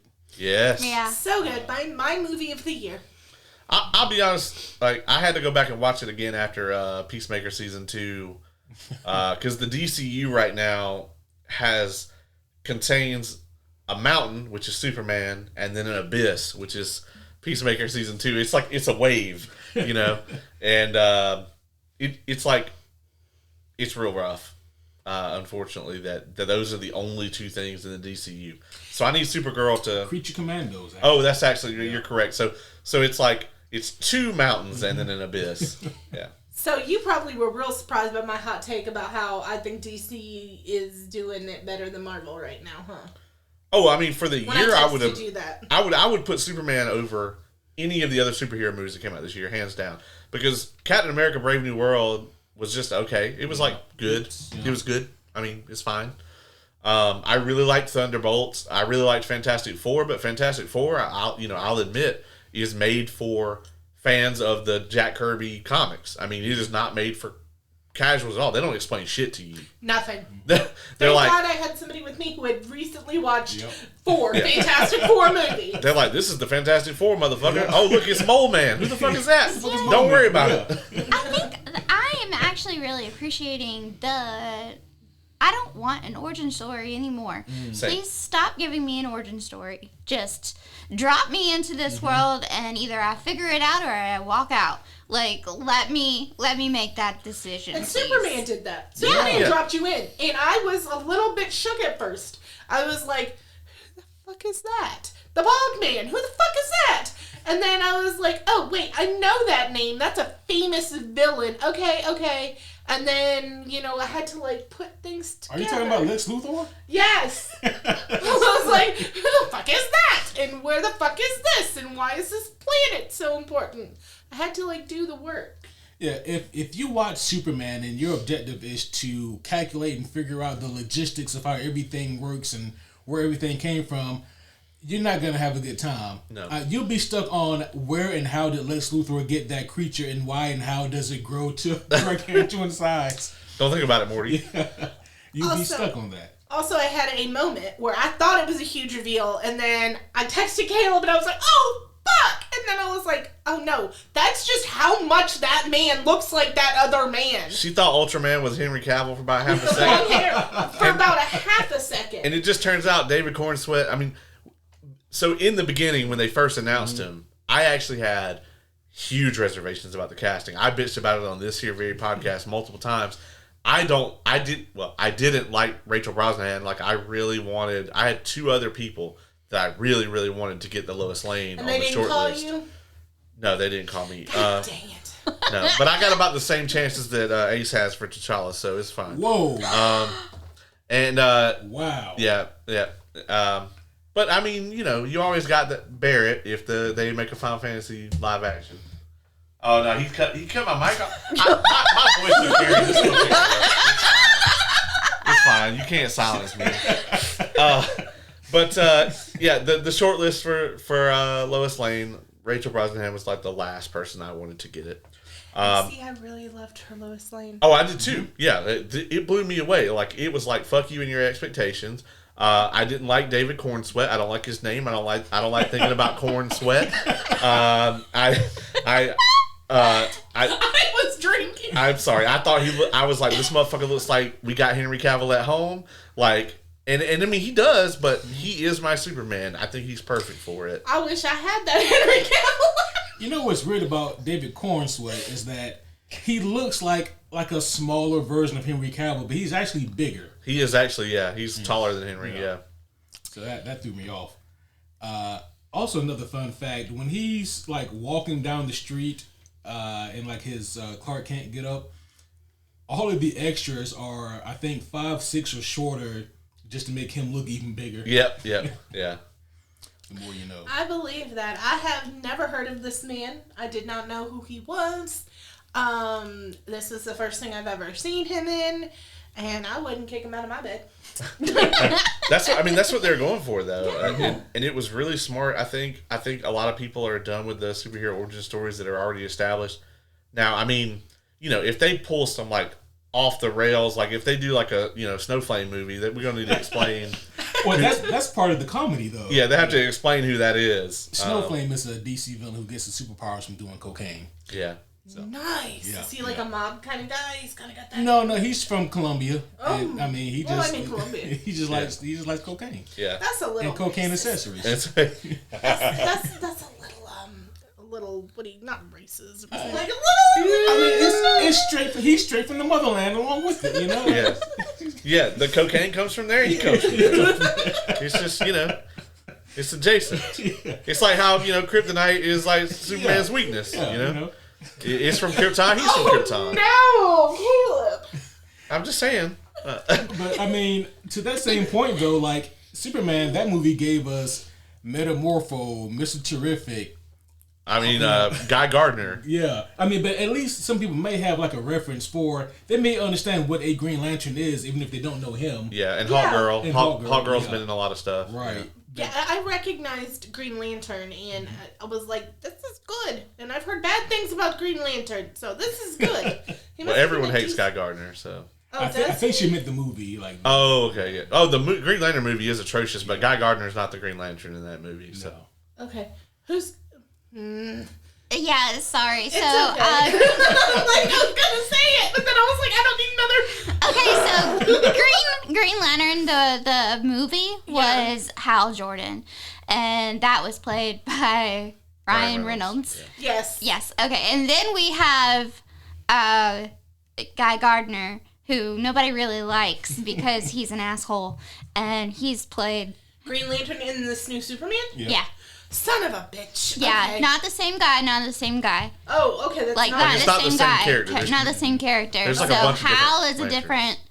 Yeah, there's like I think 3. Are there 3 from Earth? It's like Oh, At 5. this point, there's I think There's 5? now, yeah. But yeah, Hal is a different one. So the one that we had the whole movie that sucked, that's a completely different Green Lantern, different dude. But we don't like the actor who plays the Green Lantern that I just watched. Oh no! Oh, no, we Nathan like both of Fillion? the actors. Yeah. We like Nathan Fillion. He's Okay. Nathan Fillion. Have you His- seen Okay, so that? his name is not Hal. No, Hal is That was the character. Hal Oh, is the okay, character. okay. I thought we were saying actor names. No. No. So Nathan Fillion is in Superman. Well, he He's is- the actor. Never mind. He is also Hal, but we'll be quiet. Yeah. That's it. Yeah, that's gonna get confusing. So Nathan Fillion plays Guy Gardner in Superman, and Ryan Reynolds played Hal Jordan in the Green Lantern movie. But in the animated series and shows and movies and all that stuff, the animated stuff, Nathan Fillion is the voice of Hal Jordan. Or Hal. Yeah. No, it makes sense. It makes Okay, sense totally. okay. Yeah, let's And move then on. in the Lanterns TV show that's coming out next year, it's going to be Hal Jordan. Is that confirmed? Yeah. And then also Jon Stewart. yes, played by Aaron Pierre. Yeah. Cool. Yep. So Yeah. Yeah, so Hal is good. He's a little smart, I like. I liked him. But then you have Guy, and Guy's an asshole. Yeah. But he's like a lovable asshole. He's like, the asshole that you keep around, but at the same time, I got those yeah, vibes. yeah. There's a moment in Doomsday Clock. This is just a very tiny little spoiler where all the DC, like not the Justice League, but everybody else. I mean, Kara, Guy Gardner, like The everybody. Bat Family. Aqualad is there. Like they're getting off the ship Aqualad. and they're gonna go. I love me some Aqualad. He's one of my favorite DC characters. Why the names, Mike? But he has water lightsabers anyway. And they're all going to go fight Dr. Manhattan. And Guy Gardner is the first motherfucker that steps off the ship.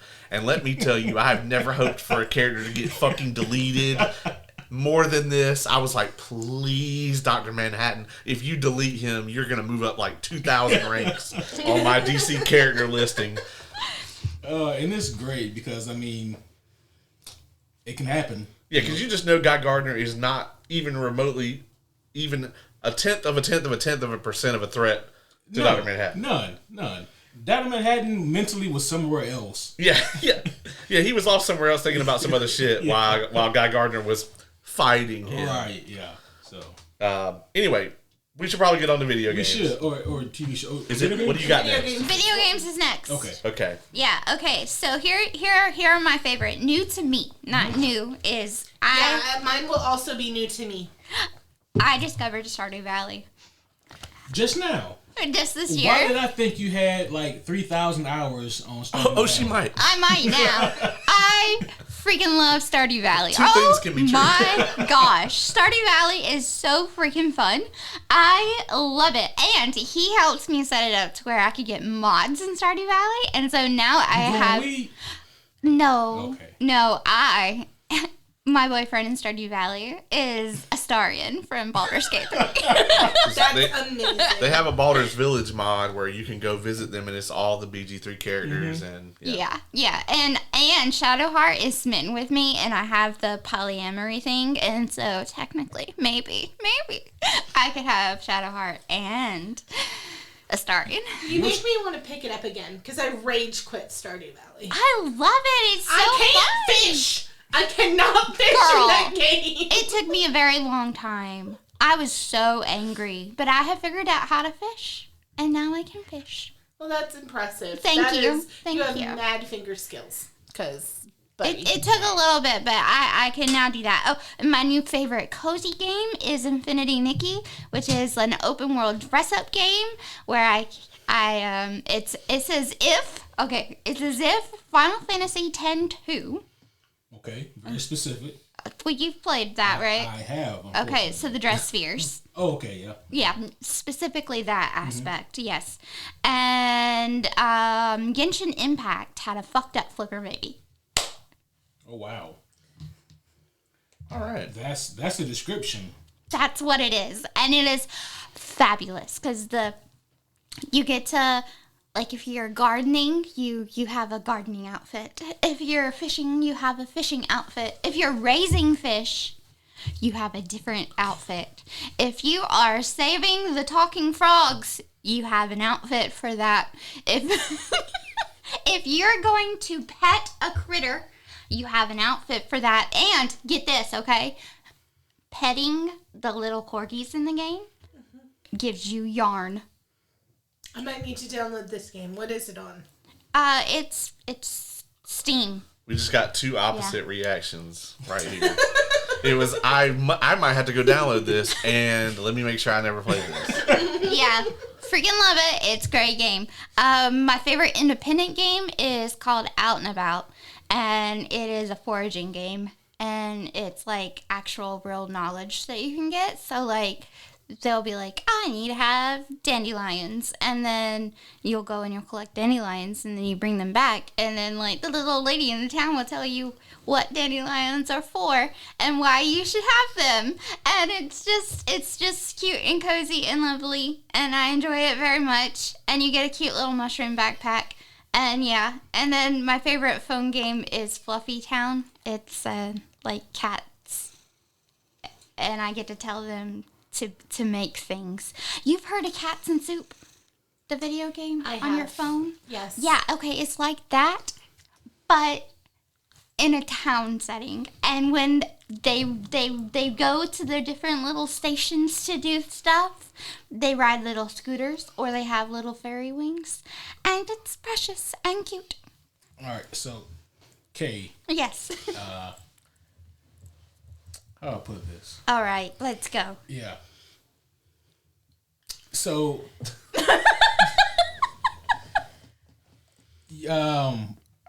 your gaming catalog is like, and this isn't my first time saying this directly to you. Actually, I've said this to you before. I comprehend the words you said were spoken to me in English. They were, yes. However, there's something was lost in translation, and so your English words, by the time they got to me, they were something else. And so I was able to pick up a few words, maybe a few phrases. Yeah, your gaming catalog is something else. So here's the thing, okay? I read a lot of heavy shit. I watch a lot of heavy shit. I am living a lot of heavy shit. When I play a video game, I want to get lost and I want it to be cozy and I want it to be fun and cutesy. And I don't want to like get shot by some random dude on the internet. She doesn't want to be in the Divinity trailer. I don't want my heavy to come from my video games. I want my cozy to come from that. Yeah. I get that. Yeah. That I understand. Yeah. So that is what my video games are. I hope you enjoy the hell out of your Stardew Cozy Cat Soup Talking Frog Simulator dress up game. Thanks. Yes. Yep. And I will actually go next because I have probably some more games I'm going to talk about. And then you guys can finish off with the games, okay? The boy games. Okay, so... We can talk about the game, and then, yeah. Okay, Yeah. so I have finally made it to Act 3 of Baldur's Gate. I have been playing this game for almost a year, since, my goodness gracious, maybe May or June. I have been playing this game, and I have finally made it to Act 3. I'm a very busy person, so I don't have a lot of time to, like, sit down at a computer, because I sit at a computer all day long. I don't want to sit at a computer when I get off work, which is why I'm a Switch gamer, usually. That is the Switch console. We're just going to clarify that real quick. I prefer No judgment. I prefer to game on the Switch console, because then I can, like, move around or sit on the couch and not be stuck to a PC. Well, I know a lot of people, wants to spend 8.5 hours on a PC and then get back on a PC. That's just not for me. That's not my... I know so many. He has good screens, bad screens. Yeah, I have good screens and bad screens. I don't want to be on the bad screens. I have so many people who love it and live it, and that is their life. That is not my plight. And so I am finally in Act 3 of Baldur's Gate 3, and I love it so much. Gale is probably forever my video game boyfriend. I hope that we talk about cons at some point. Yes, here. I have events Okay, on here. great, because I met Gale at a convention, and I did not cry. I did cry at other points, but I did not cry when I met Gale.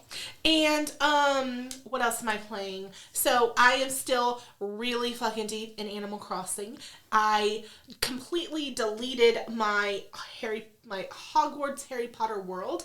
I had every single house on my island decorated like a house of Harry Potter. Like, I had a little dream island, and people were always raving about it.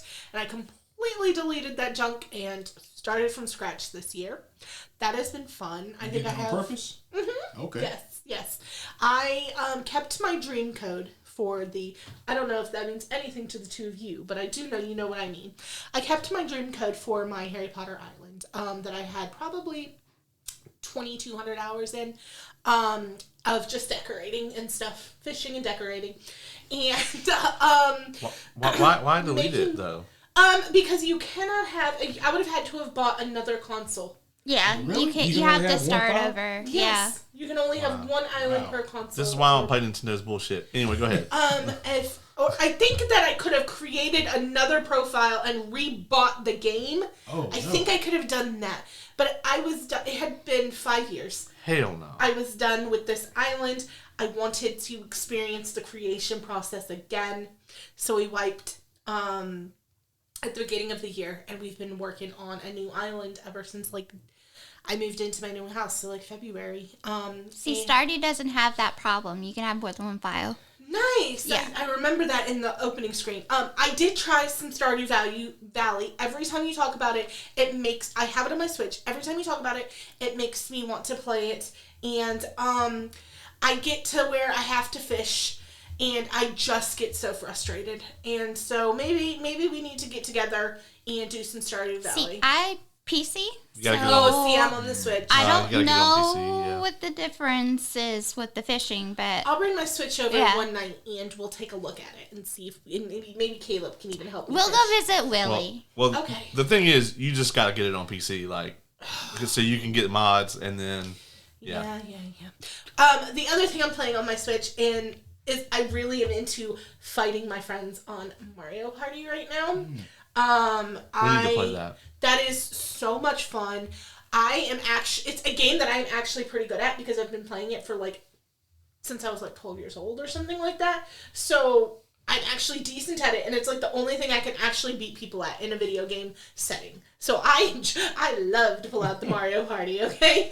And on my phone, I'm playing like Addicted to, like I spend way more time at work than I should be playing Wool Crush. It is a game where you I have shoot seen this. the colors of Yes. wool, and you have to get the snake to not eat the kitten that cries when he gets eaten. You do not want that kitten to cry. No. So you are like, I mean, it is You gotta stressful. save it. Yeah, see, I was too high stakes. I just It needed is my little very high I just stakes. needed my little cats just to run around on their little scooters, okay? They cry and the hearts go down one by one as they cry if you can't get the color. And you're like, I need more squares. And it's so traumatic, but it is addictive. These clips are going to be great, if for no other reason for me and Caleb's facial expressions.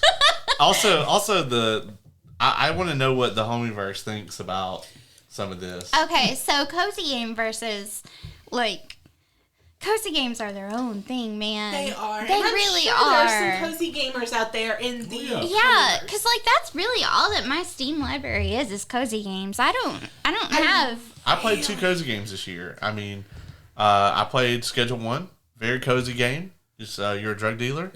But no, the game I do have to give it to him. It is a cozy game in aspect. it's Hey. cozy AF. I think that Minotaur Milking Farm is cozy. Say that again?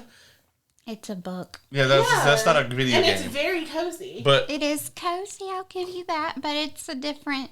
but It's cozy smut. Schedule 1. Listen, Schedule 1 is literally just GTA Stardew Valley, like Yeah. for the most part, because like you're planting weed. You have to make good weed. You know, you got to get your weed like you got to take care of it, and then you got to come up with the different strains and make sure that your customers are satisfied. It's very much a simulation game. It's just done up in a GTA style. The soundtrack is cozy as fuck. Yeah. It's such a good like vibe to just chill. Like if I want to chill in game, that's the game that I would play. And it's being made by one guy. Wow. And they've already sold like I think over 1 million copies or something crazy like that. And they've been putting a ton of updates into it this year. It's still in early access. The other cozy game I played is the game that everyone else was playing, which was Expedition 33, which we have to talk about. Expedition 33 is not a cozy game. It is cozy. It's just also traumatic. It is not cozy. It is not cozy, sir. There is nothing cozy about that game. It is beautiful. It is tragic. It is a wonderful story. Cozy, sir. Yeah. It is you not. just waltzing through the streets of France, and the music. See, I thought you were going to music's talk playing. about your dinosaur game. No. That I could classify as a cozy game, okay? No, that is not a cozy game. Yeah, Expedition 33 is trauma incarnate. It also just broke the record for nominations and wins at the Video Game Awards. It's probably going to clean up everywhere. In my opinion, probably the best game since Baldur's Gate 3, I would say. I'm still on the BG3 hype train. I mean, BG3 still won things at the VGAs this year. 2 years later, Yeah, 2 years later. So it won Best Community Support last year and Best Support again this year. It won them both the years since it's come out because Larian, I mean, they say they're done now, they promise.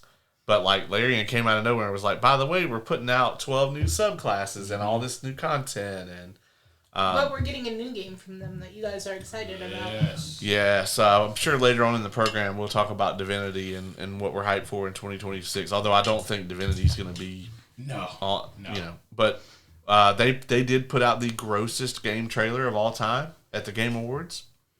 Gross as in gross, or gross as in that's sick? It's graphic. There's Oh, something. no. It doesn't matter what you find to be gross. It's in that trailer. Yeah, I've heard, and I just haven't gone out of my way to watch it. It's probably not for me. I can just tell you from that. But I am very excited. Tiny Bookshop came out this year. I have not played it. I have it. It's so cute. I just got a cat, and so now I have a dog and a cat in my tiny bookshop. I want it really bad, but times is tough, y'all. So I don't have it yet. But I want it it's really cute. bad. So yeah, obviously we got E33 out there. I did actually play quite a bit of Jurassic World Evolution this year. I played the second one. The third one is out, and I want it. That is a very cool, like, Did you your run dinosaurs break out?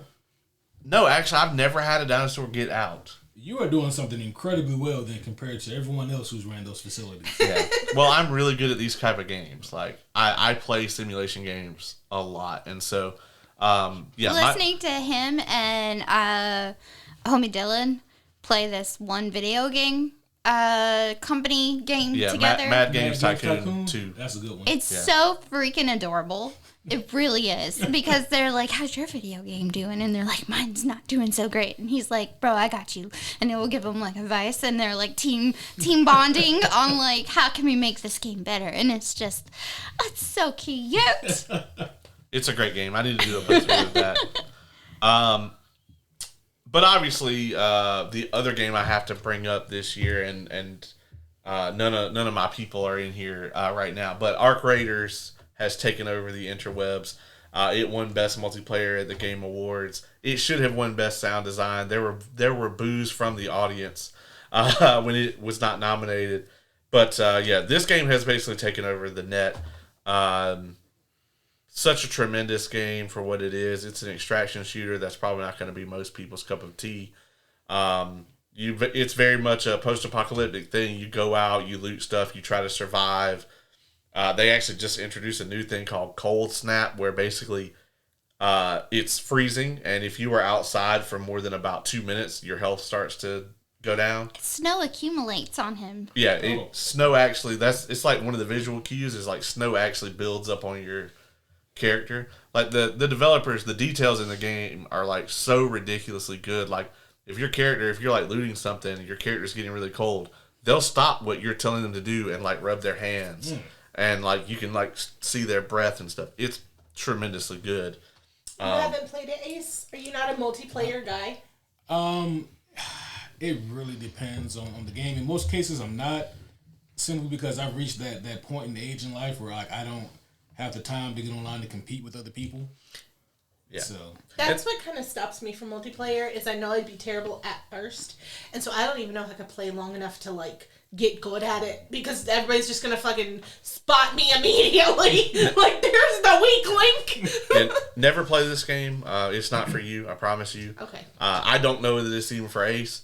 But like, yeah, I mean, you can go on a loot run and get like all the like amazing shit, and then you could die trying to get it out, and someone else gets it. You know, like there's no difficulty settings. It's all PvP all the time. Like it doesn't matter. So yeah. But I think this is cool. It learns how you play and then groups you with like-minded people. So like Don is very much on like the loot front. He likes to collect and get out. He doesn't really like to do fights or anything like that. He just wants to get all the goodies and leave. So he's like, I'm having all these great runs and everything's going fine. Caleb goes in there and is like, oh, whoops, you're here too. I'm going to murder you. And he kills people like right away. And so his runs are a lot harder because he's always doing that to other people. So they put him with other people who behave the same way. Yeah, it's aggression-based matchmaking. So, like, if you shoot other players, it changes your algorithm where you're more likely to get matched up with other people who do that shit. That is clever. And we'll be like in a room looting, and then like the sound is such a huge part of the game. It's the best sound I've ever heard in a video game by far. And so like you hear somebody, like if you pry open a container, you can hear that shit for a way. So you hear like and we'll be like in the middle of looting some shit, and we'll hear that and be like, man, them people are right on the other side of this wall. You want to go kill them? Yeah. And then we'll go kill them. We'll see what they got.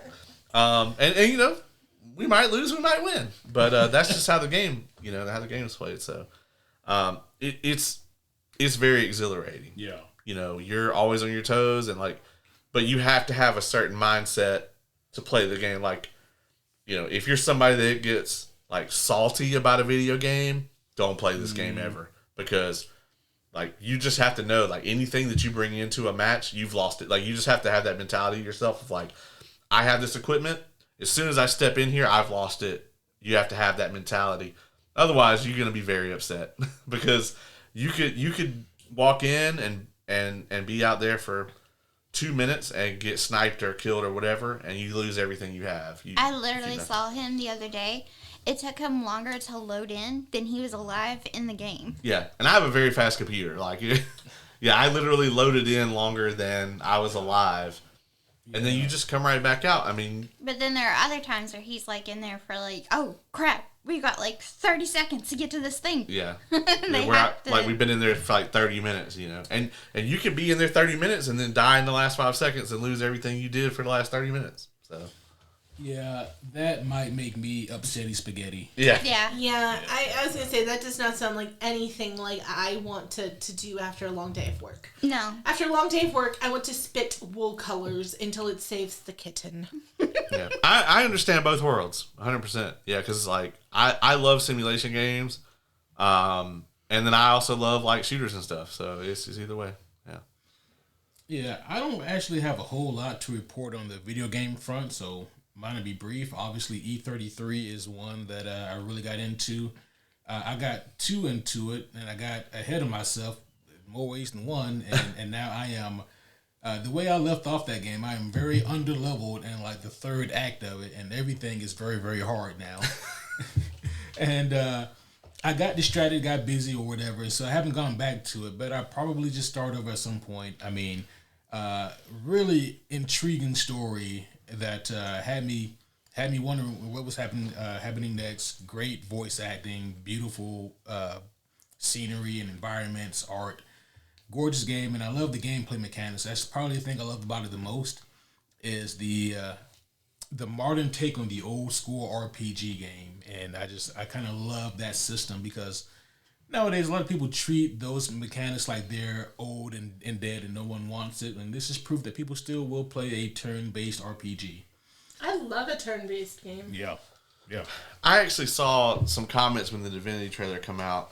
Don and I were talking about this the other night, and somebody was like, when the Divinity trailer, they were like, I bet it's going to be some turn-based bullshit. And I'm like, yeah, it's going to be turn-based. It's Larian. Mm-hmm. Like, turn-based games are amazing. D&D is turn-based. Like all of the good Final Fantasy games are turn-based for the most part. Chess is turn-based. Right. Imagine if it wasn't. Right, yeah. Oh, dear. Yeah. The Queen's Gambit would be a way different show. I need to watch that. It is on my watch list. It's good. It's tremendous. I watch it every year, basically. I'll watch through it every year. Yeah. There are some pop culture things that are on my, like, I want to fucking watch this thing. Ted Lasso is on there. And I will get to them eventually. Schitt's Creek is on there. So good. That's what my cup is. You need to watch all but one episode of Chernobyl.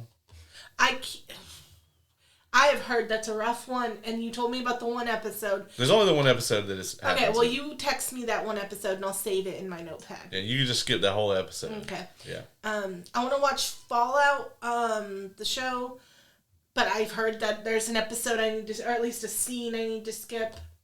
Oh, that dog's fine. Yeah. Okay. See, I heard they were throwing puppies into incinerators. Oh, they might do that. I don't remember. There's like there's a scene. It's like a montage flashback type thing, I think. Yeah. Okay. Yeah. Oh, there's a different scene I was thinking about. Those puppies are fine, I'm sure. Yeah. No actual animals are harmed in the filming of it.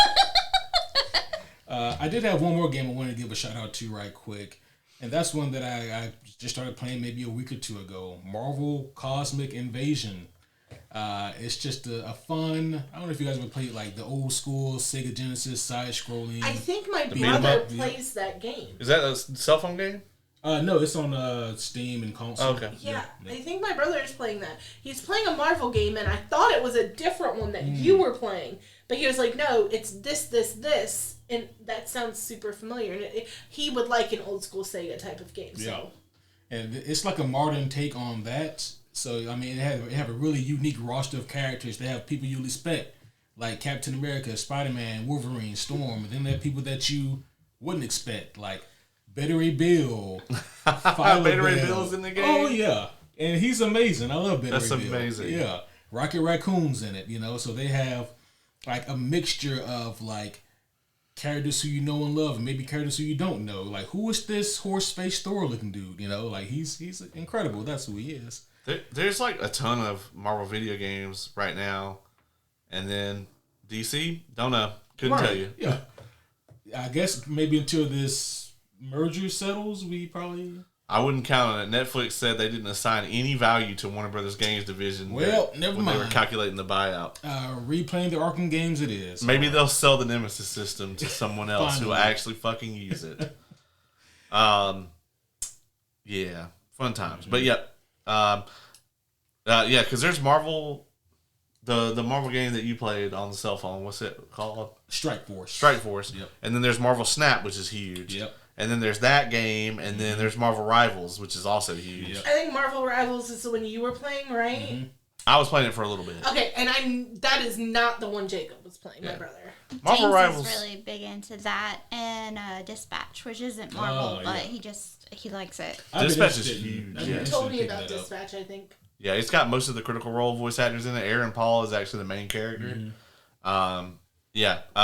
Really cool concept for a game. It's definitely on my list. Definitely something I want to play as well. They also have like a tavern simulator game that a lot of people are playing where like you like open and run a fantasy tavern. And it's just kind of a really cozy, kind of cool game. So I want to check that out too. I think that's on my I want to try it list. You want to move on to TV shows? Yes. I'm going to go first on this one though. When we talk about TV shows, it's the only thing in bold on my paper. I'm going to talk about Andor. Fuck yes. This, to me, I mean, we haven't seen all of Stranger Things yet. We've still got 4 more episodes to go, and I am really loving it. But for me, the TV show for 2025 is definitely season 2 of Andor. Like, we had a lot of concerns about, like, the format and how they were releasing it and how, it was possibly going to feel rushed, that, like, we got the first year in one season and then we're going to get the other 4 years in season 2, But the format, the way that it all played out, the last couple of episodes, I mean, I think it was episode, like the penultimate episode, I think. I mean, really, all of it was stellar, but I think like the last 4 or 5 were just on another level even from that. But, man, there'll probably never be another TV show like this, at least not for some time. The amount of time and effort and money that Disney put into this, it was really something special. And it's going to be a loser for them financially. I mean, unless, there's just a ton of streams for it on Disney Plus and they consider that to be a win or whatever. But they don't really seem to care. They seem to have known that going into it. And it really showed us what Star Wars could be if, like, Kathleen Kennedy wasn't running it. And I think it is as someone who's such a huge fan of Ahsoka, for me to say that this is the best Disney Star Wars product, hands down, I mean, that's huge. So I really liked that it showed us what Star Wars was like without a Jedi. yeah, So that was kind of refreshing. yeah, 100%. You're welcome. Because you didn't want to watch Andor, the first season. I didn't. Yeah, because I will never, ever...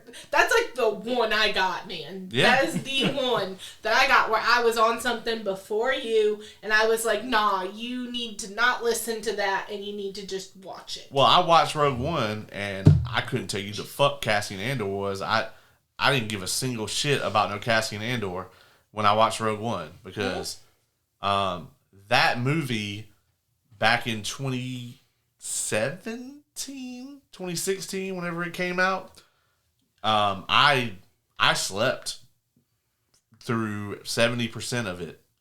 When I watched it on opening night in theaters, and then I watched it again later, and I still just thought it was okay.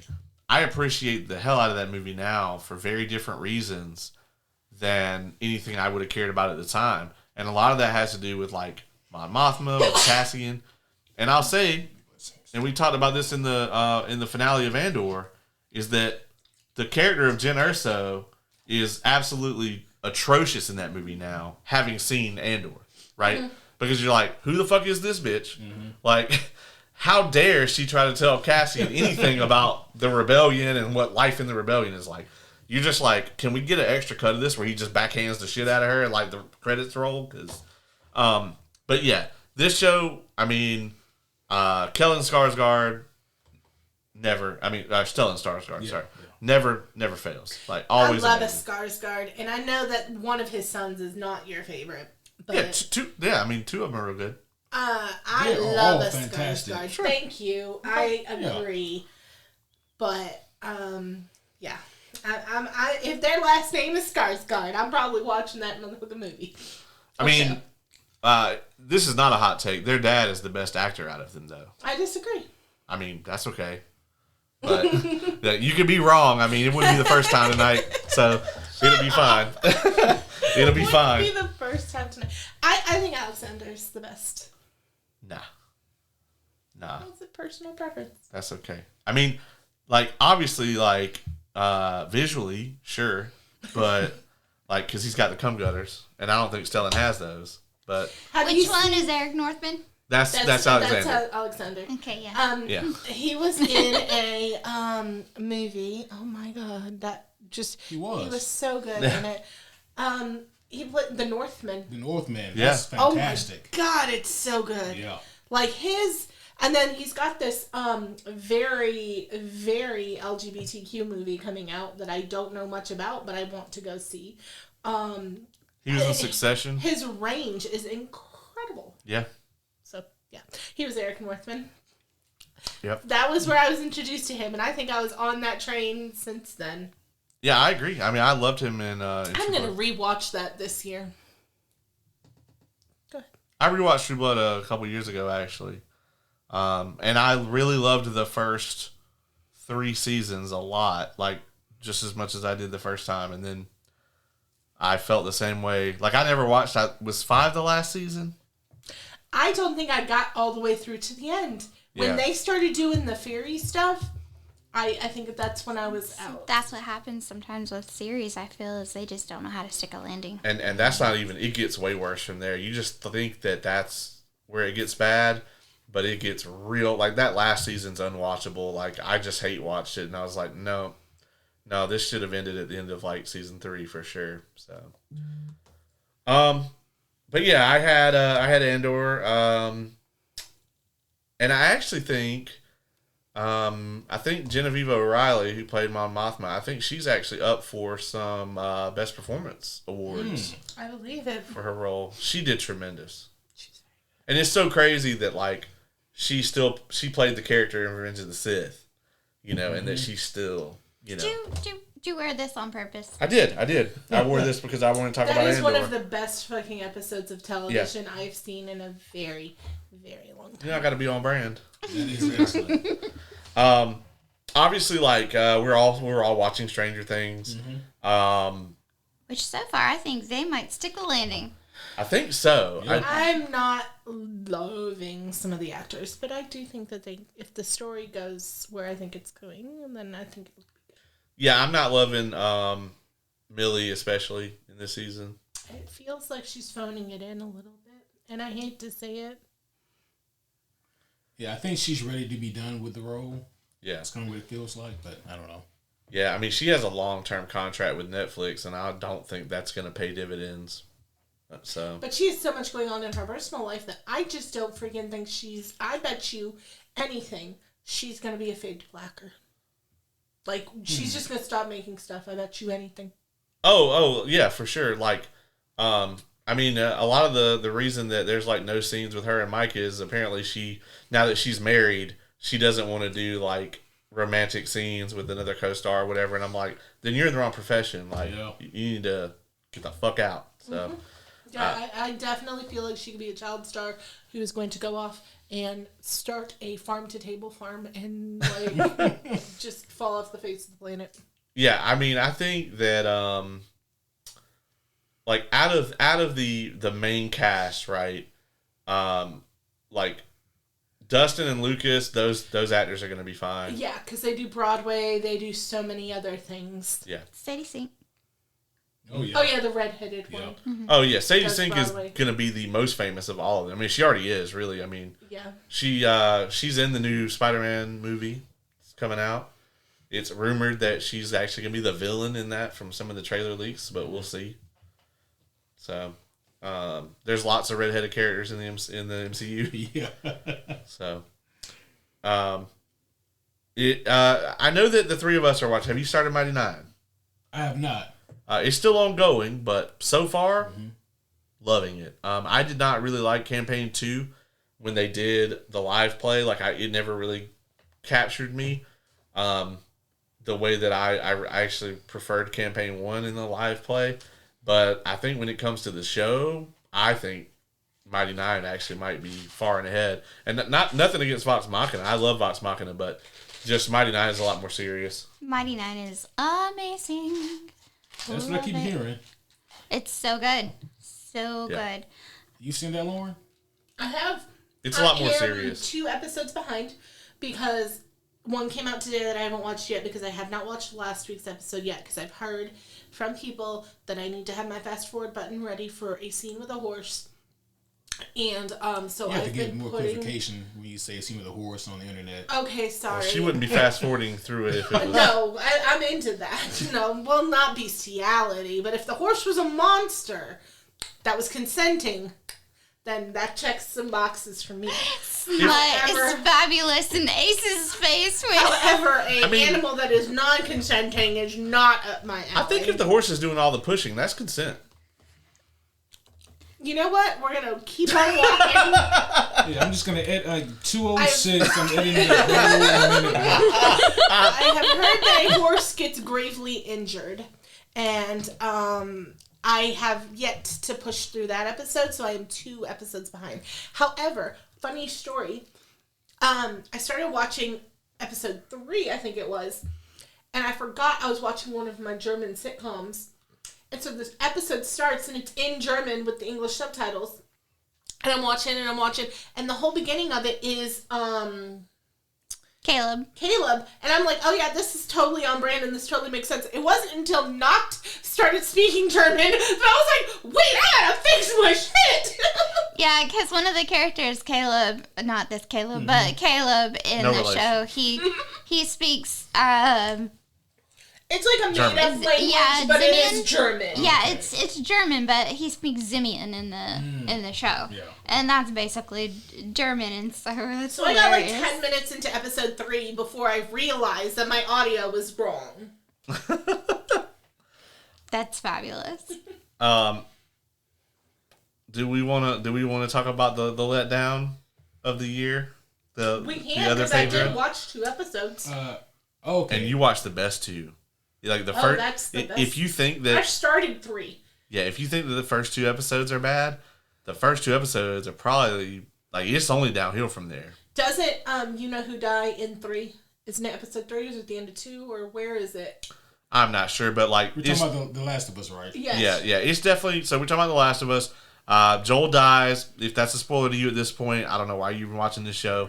I stopped watching when Joel died. Yeah, you and probably about a third of the audience, if not more. Which, I mean, I would sound super pretentious if I stop here and say, I mean, but we said that was going to happen. But, I mean, it's such an obvious thing that I don't even feel good about being pretentious about saying that we called it. That their audience is going to fall off when Joel died. Yeah. I still think, like, as a choice that the game makers made, that was a weird choice. It was. It was a weird choice. And Absolutely. I feel like it messed up a lot of things. I didn't even play the game, but I did watch. I like to watch people play games. That's how I got through E33, was I watched him play it. That's how I did Cyberpunk. So I don't know. I felt like that was a very weird choice, and it didn't hold up well in the game for me as a choice. Nope. And it sure as hell didn't hold up in the show as a choice. Not that I ever watched the show. I really liked the first season. Yeah, the first season just I'll on its take own. that back. I did watch one episode of the first season. Oh yeah, that's true. Yeah, you did. You watched the infamous episode from The first season. infamous. Yeah. Yep. And that episode is amazing. But season 2 just the game has the same problems the show has, and then the show has even more problems because the show had an opportunity To fix to fix it, and instead the show just doubled down. And then they were like, we're also going to make a bunch of new mistakes. And honestly, like, I will be shocked if HBO continues the show past season 3. I'm gonna tell you guys right now. Craig Mazin and everybody else is working on this. Y'all better get that shit out before Netflix buys it, because if Netflix sees that you guys dropped half of your audience throughout season 2 and y'all were just like, fuck it, we doubling down, you ain't gonna get no more seasons. Y'all ain't Game of Thrones. No. Yeah, they faced an interesting dilemma that Caleb and I spoke about, which is people who like The Last of Us Part 2 video game and people who don't like that game both agree that season 2 of the show is awful. Yeah. And I mean, it's just an interesting dilemma, right? Because they took the most controversial thing, which, by the way, I don't think anyone had a problem with Joel dying. That was never the issue. As a matter of fact, when the trailer first dropped, we all speculated that Joel was going to die and that Ellie was going to be on the warpath, and we were still excited about it. So the false narrative that people don't like the second one because Joel died is dumb. It's false. I mean, I don't think people like that he died. Like, I do think that it upset people, but it was designed to upset people. But it's not the problem. Yeah. Like, Mufasa dies, you know what I mean? Right. Like, nobody liked that, but the movie is better because of it. Yeah, it gave the movie purpose. It built your other characters. It's just that, from my perspective, it didn't really seem that people were super butthurt that, especially in this kind of setting, that Joel dies. It was the when and the how that it happens that people have a problem with. He's a very beloved character, and he deserved a good death. And when I say a good death, I mean a meaningful death. Instead, he dies like a fucking mange dog, you know? So they just, they really dropped the ball in both cases with how Joel is handled. And then they try to pull the whole switcheroo and make you understand where his killer is coming from and make you sympathize or even empathize with her. And I guess for some people it worked. But for me, it's one of those things where, I'm sorry, but your story isn't strong enough. Your characters aren't strong enough in this game to really support that kind of decision. So I understand completely what they tried to do. As a matter of fact, I played through the second game again recently just to see if I still felt the same way. By and large, I do. And so shout out to those who like it, but I just think it has some glaring problems for me that I can't overcome. And nobody seems to like the show. No. Yeah. No, I had so many problems with it, and apparently I watched the best of the season. Yeah. To put it in comic book terms, it'd be like if they made an amazing adaptation of The Dark Knight Returns, and then they were like, okay, cool, now make the second one. Yo, no. And then you were like, okay, I'm going to make this exact book. For context, the sequel to Dark Knight Returns is notoriously awful. It is as bad as The Dark Knight Returns is good. Yeah. Oh, So wow. yeah, I'm yeah. so glad they didn't make that then. Not yet. Hopefully they don't. Knock on I wood. think they would have done it by now if they were gonna. That's true. Yeah. Was Yeah. the Penguin this year? No, that was, That was last year. That was last year. Uh, Yeah, we only got one thing from DC this year. Yep. Superman. And it was good. No, it was stellar. Yeah. And they did it, and they did it well. Well, then we are talking about TV shows and letdowns, so Sorry. we did also get Peacemaker season 2. Yep. I kept holding out hope and waiting for it to get good. Is The Boys not canonly DC or Marvel? Technically, that's Dynamite Comics, Okay. but that'll be next year. Yeah, we definitely talk about that in the next year section. We didn't get The Boys. It's been a few years, right, from season 4. We got Gen V this We got year, Gen V this year. which was quite good. Yeah. Yeah. Go check out our review. I guess before we get into another bad thing, The Pit came out this year. Yes. Oh my god, so good. And we're getting season 2 in like a few weeks. I saw the trailer just today for season 2 of The Pit because I was watching Superman, and I got the trailer for it. Not a medical drama person at all. Thought it was amazing. Couldn't put it down.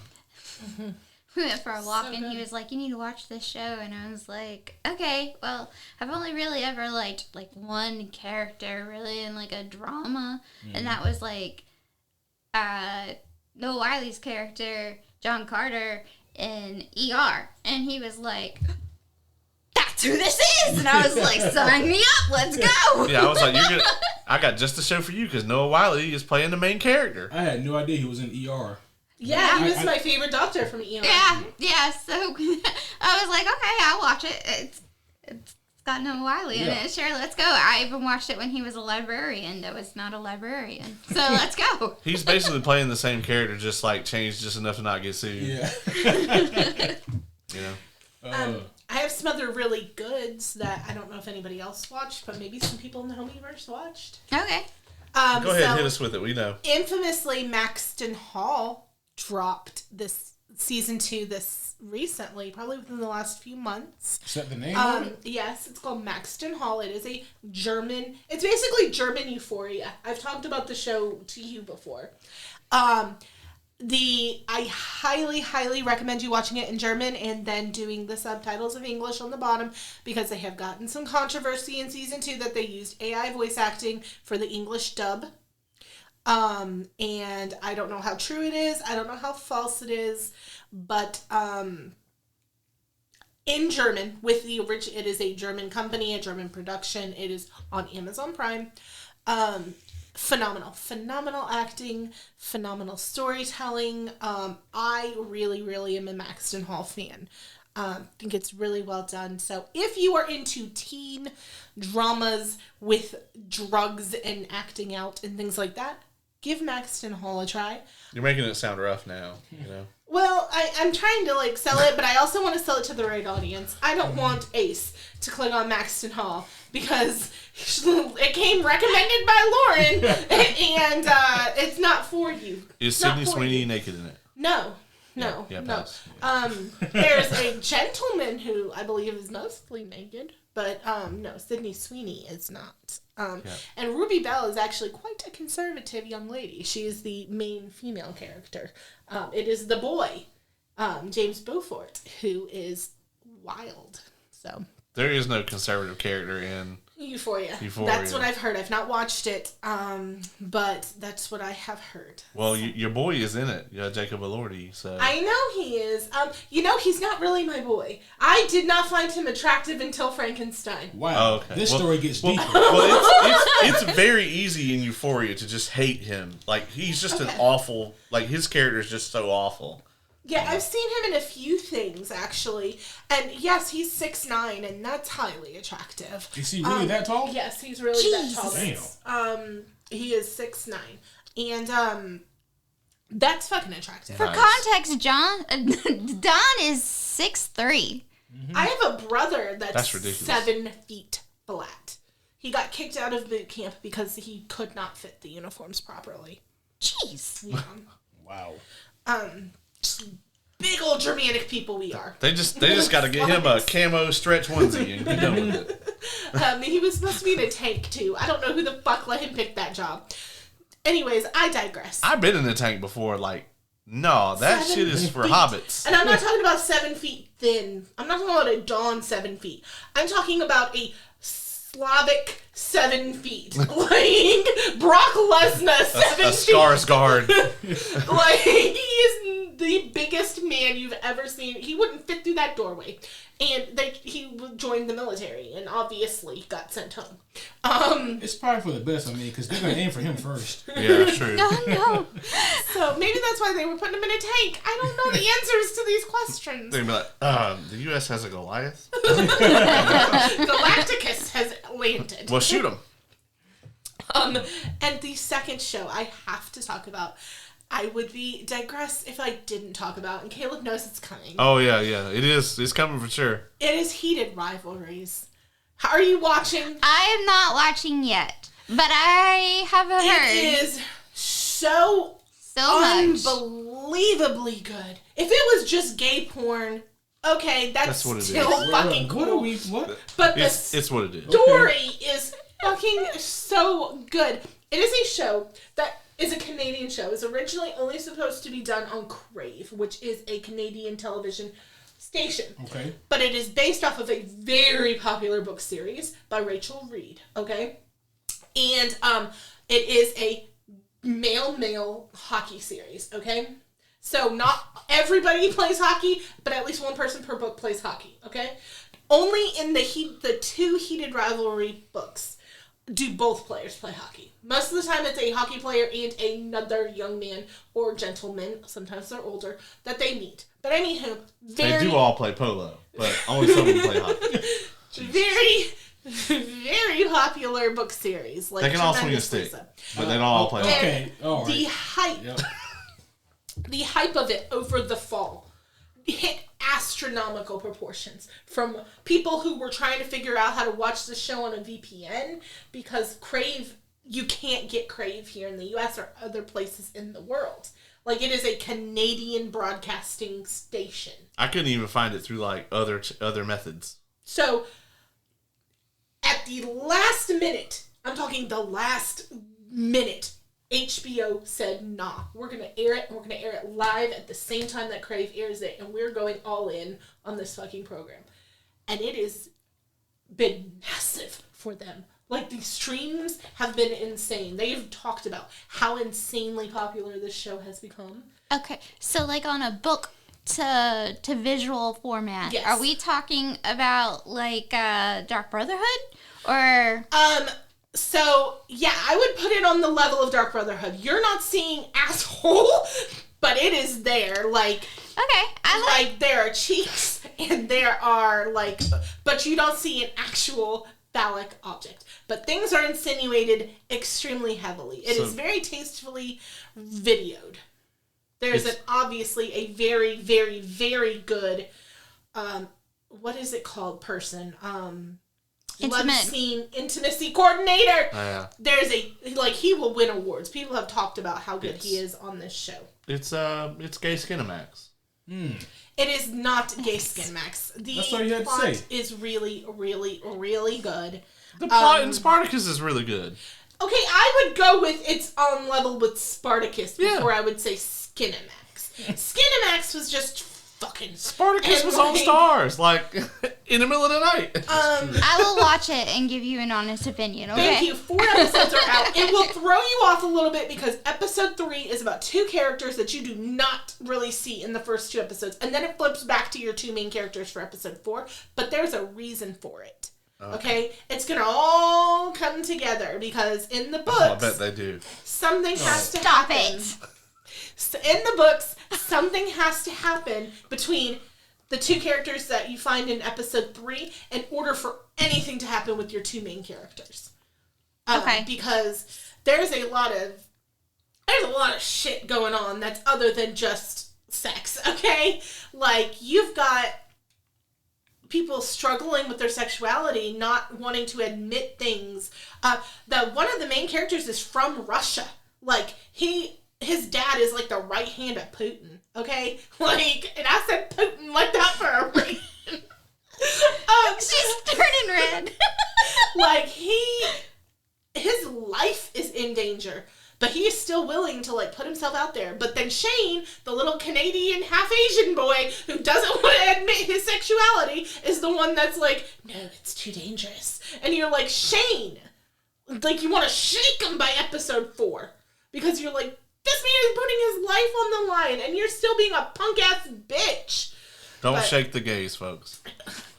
Also, there's so much controversy, because we could get into, like, a social experiment conversation with this show, because everybody wants to know if the actors are really gay, and are they queer baiting, they're calling it, where they're straight men playing gay for pay, essentially. It's nobody's goddamn business, the sexuality of these actors. It's not. And you have what is that actor, Kip something, who was, like, forced to come out on Twitter. He literally had deleted his Twitter because he was getting bullied so bad. And he, like, comes out and he's like, great job making an 18-year-old come on Twitter and admit to his bisexuality. I'm out again.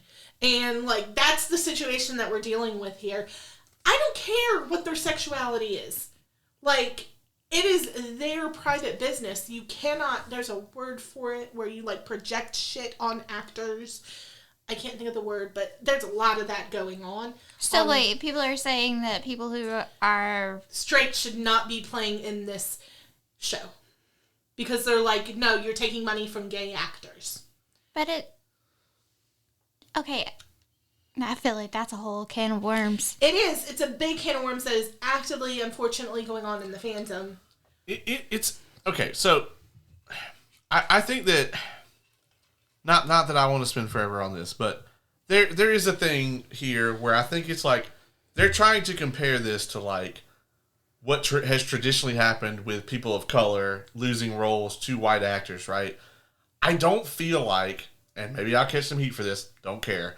I don't feel like that is there on the sexuality front, because there are very gay people who have played straight characters forever.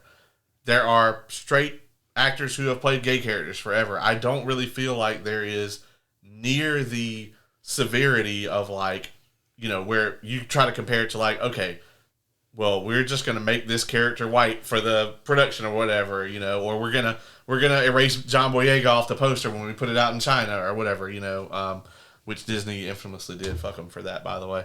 Yeah, I don't think that's there. And I feel like it's a very vocal minority that's trying to try to put that on this show. You're also the only person I've heard talk about this show other than other people that you told to watch it. So I think maybe your algorithm too is probably like steered you into some of this, but it is nonsense either way. It is. And like, there's a very famous actor who's in the show, and give me a second, I want to say his name because he's been super outspoken. He plays Scott Hunter, and he's a famous actor. He was in The Borgias. He's been in a lot of stuff. Francois Arnaud, okay? And he is a gay man. He has a gay, like, relationship outside of this show. And so, unfortunately, there's another HBO show that is also very gay called, I think it's Love LA or something like that is out right now. And one of those actors has actually spoken out against heated rivalry, saying, no, they need to come out and state their sexuality, like, right now. And that has fucking stirred some of that. That's so ridiculous. He came out, and then so Francois tweeted him, and he was like, look, I'm a fucking openly gay, like, I'll introduce you to my husband. If these 20-year-olds don't want to fucking come out, I'm 37, like, I'll fucking say it, but you're not going to bully them into coming out. And he has since, the actor from Love LA, retracted his statement and issued an apology. I don't know how much is true or how much of it is HBO saying, no, this is like our other most popular show, shut the fuck up. Because an HBO show and an HBO show should not be arguing amongst themselves. But this is why they can't stay in business. Yeah, I digress. Watch Heated Rivalries if you're not a squeamish person as far as sexual stuff.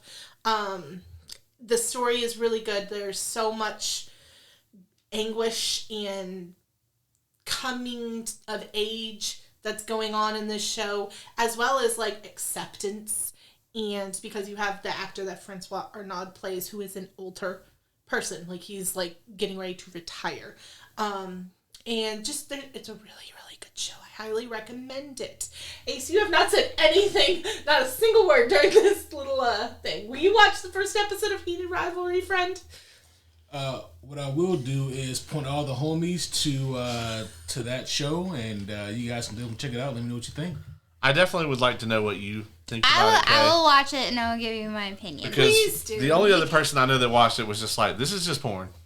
Okay, so here's my thing is I think it's probably going to be comparable to Dark Brotherhood, which I don't think you would like. Oh, no, I know I wouldn't. Yeah, no, I saw the trailer for that shit. Which I showed them the trailer for that. Yeah, show. me and Ace watched the trailer for that. Oh, I thought I deleted that. Oh man. yeah, so here's my thing. I like things like that. So and I read a lot of smut. So I'm down. Let's give it a go. I think it's for you. The 5th episode comes out Friday, and there's only 6 episodes. So if you wait like 2 weeks, you can binge the whole first season. They did get picked up for a second season already. I might do that. I don't know. I'm not a hockey romance girly. Actually, I'm just really not a sports romance girly in any way. They do not play a lot of hockey. But that's okay. Yeah, it is more emotional turmoil conversation stuff. Very little hockey.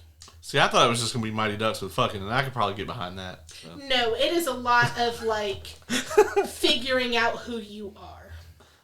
Yeah.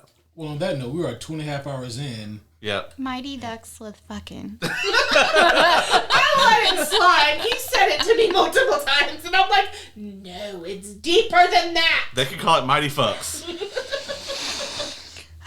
with you, Caleb. But those are my shows. Okay. Well, I guess I'll do mine now. Is that okay? Yeah, and then we'll talk about some 2026 so we can get out of here. And some events. Hasn't talked about his. Yeah, we can do that too. Yeah. Yeah. Okay. So I really like K-dramas. K-dramas. Yeah. Like Korean dramas? Yeah. Yeah. One of my favorite ones this year was Castaway Diva, which actually I don't think it came out this year. I just watched it this year, and it was really, really good, and I liked it. It was a musical. That's fun. Then it was very good. My favorite comedy that I watched, the newest season just came out, and that's Resident Alien. That's on Netflix, right? Well, the first 3 seasons of it are on Netflix. The newest season, I think, is on Amazon. Oh, okay. Maybe? I'm not sure, to be honest. I've heard about it. But it's really funny. I enjoy it. It's delightfully stupid. I like Delightfully What Stupid. is the plot of Resident Alien? Because I'm thinking Alien could be a lot of things.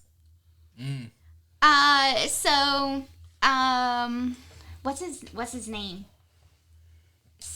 Um, Because I can never say his name. Alan Tudyk. Thank you. It's like Joe Alan. Henry. It's like a guy named Alan with 2 dicks. Alan Tudyk. I will never forget that now. Yeah. Thank you. Okay. All right. You know who that is, right? Yes. Okay. He He was in the movie you watched today. he He's Gary.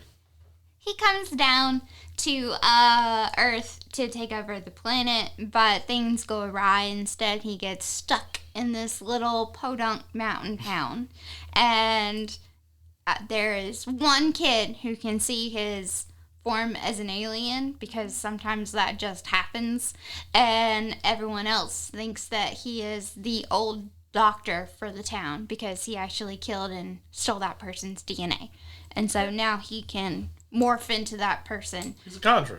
Yeah, he's a Contra. And it's freaking hilarious watching him try to be human when he is very obviously not, and it's lovely. I'll have to give it a try. Yeah, I also really like the fact too that a lot of the cast is Native American, I like that. and so it's really good. I enjoyed it. It's really funny, and I think more people should watch it. My next ones are kind of like, I just really appreciate what Netflix and Amazon have been doing. I appreciate what Stranger Things and Wednesday, where Netflix has allowed them to kind of like explore more and I appreciate that on like a creative front, and I appreciate Amazon's animation for The Mighty Nine and Hazbin Hotel. Has been so good this season. I haven't watched it all yet, but Yeah, So good. giving more trust into like animation for grown-ups. I just really appreciate that because it makes me think that things like, I don't know, Mistborn, can maybe become an animated thing. I was gonna say books. that's the only way I think I would think Mistborn would.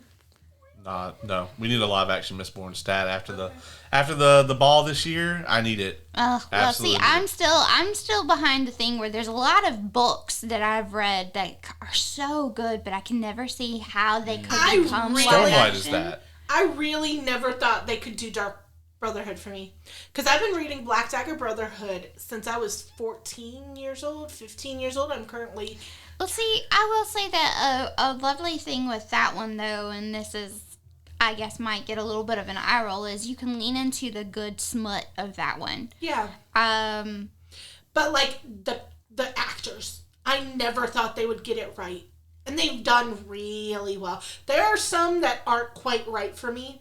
Fury is just not quite right for me. Fury's not quite right as a character. I don't disagree with you on that. He's not my favorite character by far. But I think that they're casting for Wrath. Oh, yeah. And I'm very excited for Rage this season. I don't hate that they let him keep his Australian accent because I'm concerned if he is not done, which I cannot find online, a lot of an English or American accent, that it was going to be shit. And so they just said, fuck it, let him keep his Australian accent. And it works for some fucking reason. It just does, and I love Rage, and I'm so excited for his and Mary's season. And I really love Zeta's casting a lot. So... yeah, I never thought I'd be happy with the casting for a show and like that I'm so beloved in the book series, but I am. Yeah. I just think that a lot of books and a lot of stories do better in an animation style retelling than necessarily in a physical, live action. Stormlight is that for me. It can never be done Disney live. kind of like got me out of the live action because they've kind of like beaten it down to where it's just I don't want a live action of this. Okay, nobody wanted a live action Lion King. We didn't talk about live action. And we still didn't get one. There's no humans in the movies. I know what does that mean? Why no one needed that? Okay, we didn't need We it. didn't terrible. talk about live action How to Train Your Dragon. We didn't. That's true. It was amazing. It's just the exact movie in live action, and then people had the nerve to be like, this is just the same exact movie shot for shot. It's like, yeah, that's exactly what we fucking wanted. Thanks. 10 out of 10. We didn't Yeah. want him to change it. The only changes they did make, which are very minor, I loved. So, Yeah. And then I guess my other thing that I really enjoyed was Severance. If you haven't watched Severance, I highly recommend it. It's good. Oh, what's that sound so familiar? So. the one where like when they go to work, they're like a different. Oh yeah, Yeah. Severance. I saw season 1 this year.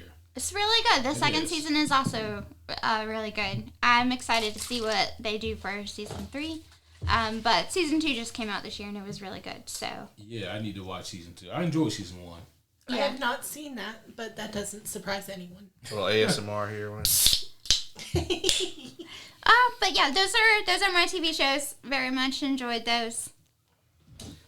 All right, we want to talk 2026. Is everybody good on TV? Did you have any more shows, Ace, to speak on? You kind of put your words in on Andor and Stranger Things And the bit. and the Pit. That's right, in the You pit. Yeah, did- Peacemaker? I'd rather not. Yeah, we'd rather Okay. not. Yeah, I've We said, check out our review. I've said my piece on that. No. Oh, that was good. Thank you. I'm glad you appreciate that. I did. The only TV show I had left to talk about that I really wanted to speak on was Welcome to Derry. Oh, I've heard really good things about that. Phenomenal TV show.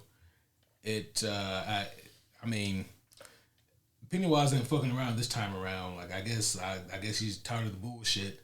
But it's a phenomenal show. It really digs deeper into like the lore of Pennywise, a little bit of like where he came from, why he does what he does. and just a really, really cool cast of characters overall. Really complex cast of characters in a really interesting time period.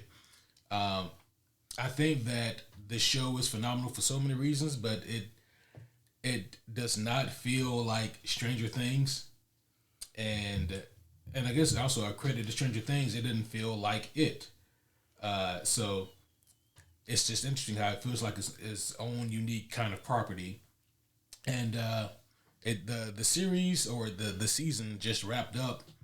Tremendous stuff, and I can't wait to see what they do with these next 2 seasons. I've been hearing good stuff. Yeah. I don't think this show is for me because I'm not a big horror Yeah, girl. if you're not into horror. But I can appreciate the fact that I've heard nothing but great things about it. Yeah, how you feel about kids like dying and shit? No, Okay. I mean, I'd rather a kid die over an animal, but not like, Same. it's still not like my choice. It's not my favorite thing. I'm not going for it. Cool. Unless you're Franklin. Franklin, The the baby. turtle. No.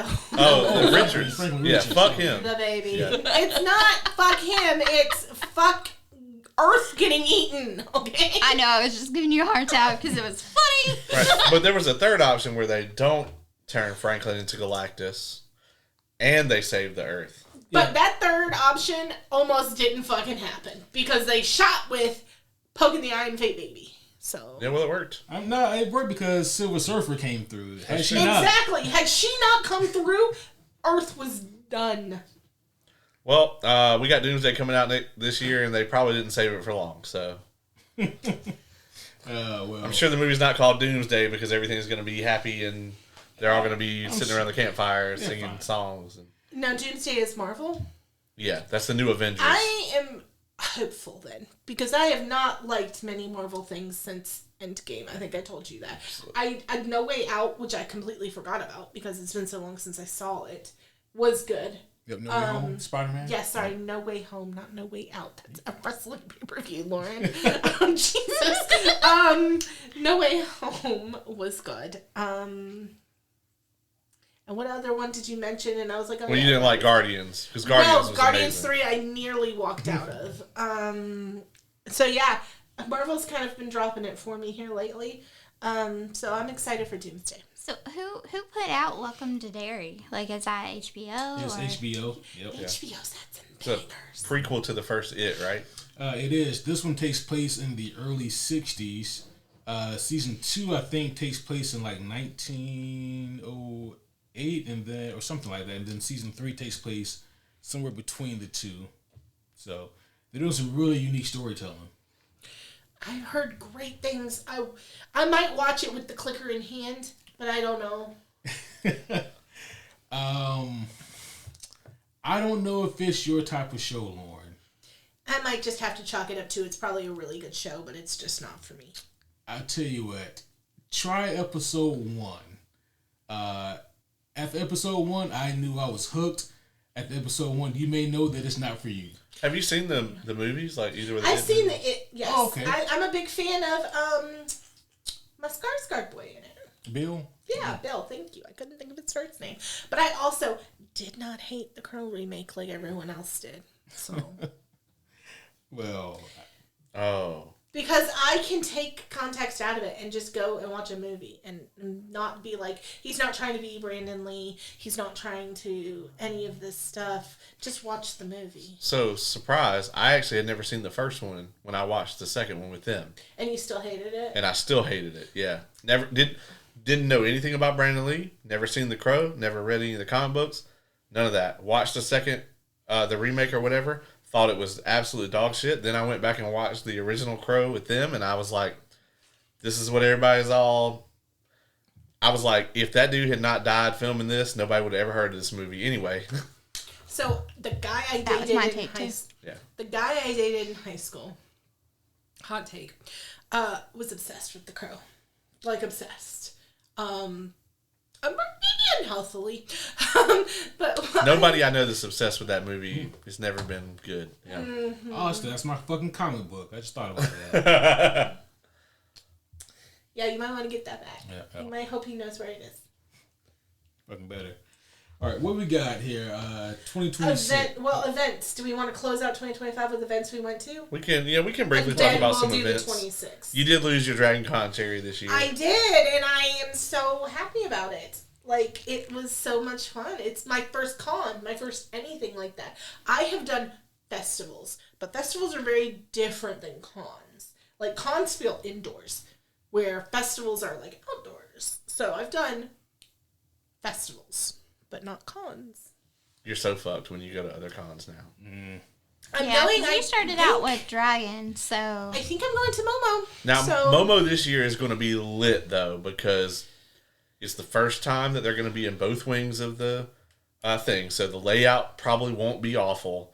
And then also the entire Critical Role cast is going to be there. So, like, this is the most hyped I've ever been for a MomoCon. But if I do go to MomoCon, I will have a 17-year-old with me. And so I may be experiencing it a little differently than I did Dragon, where I was just, like, doing whatever the fuck I wanted to do. Yeah, this is very, I mean, it's the one to bring her to, though. yeah, Momo is very.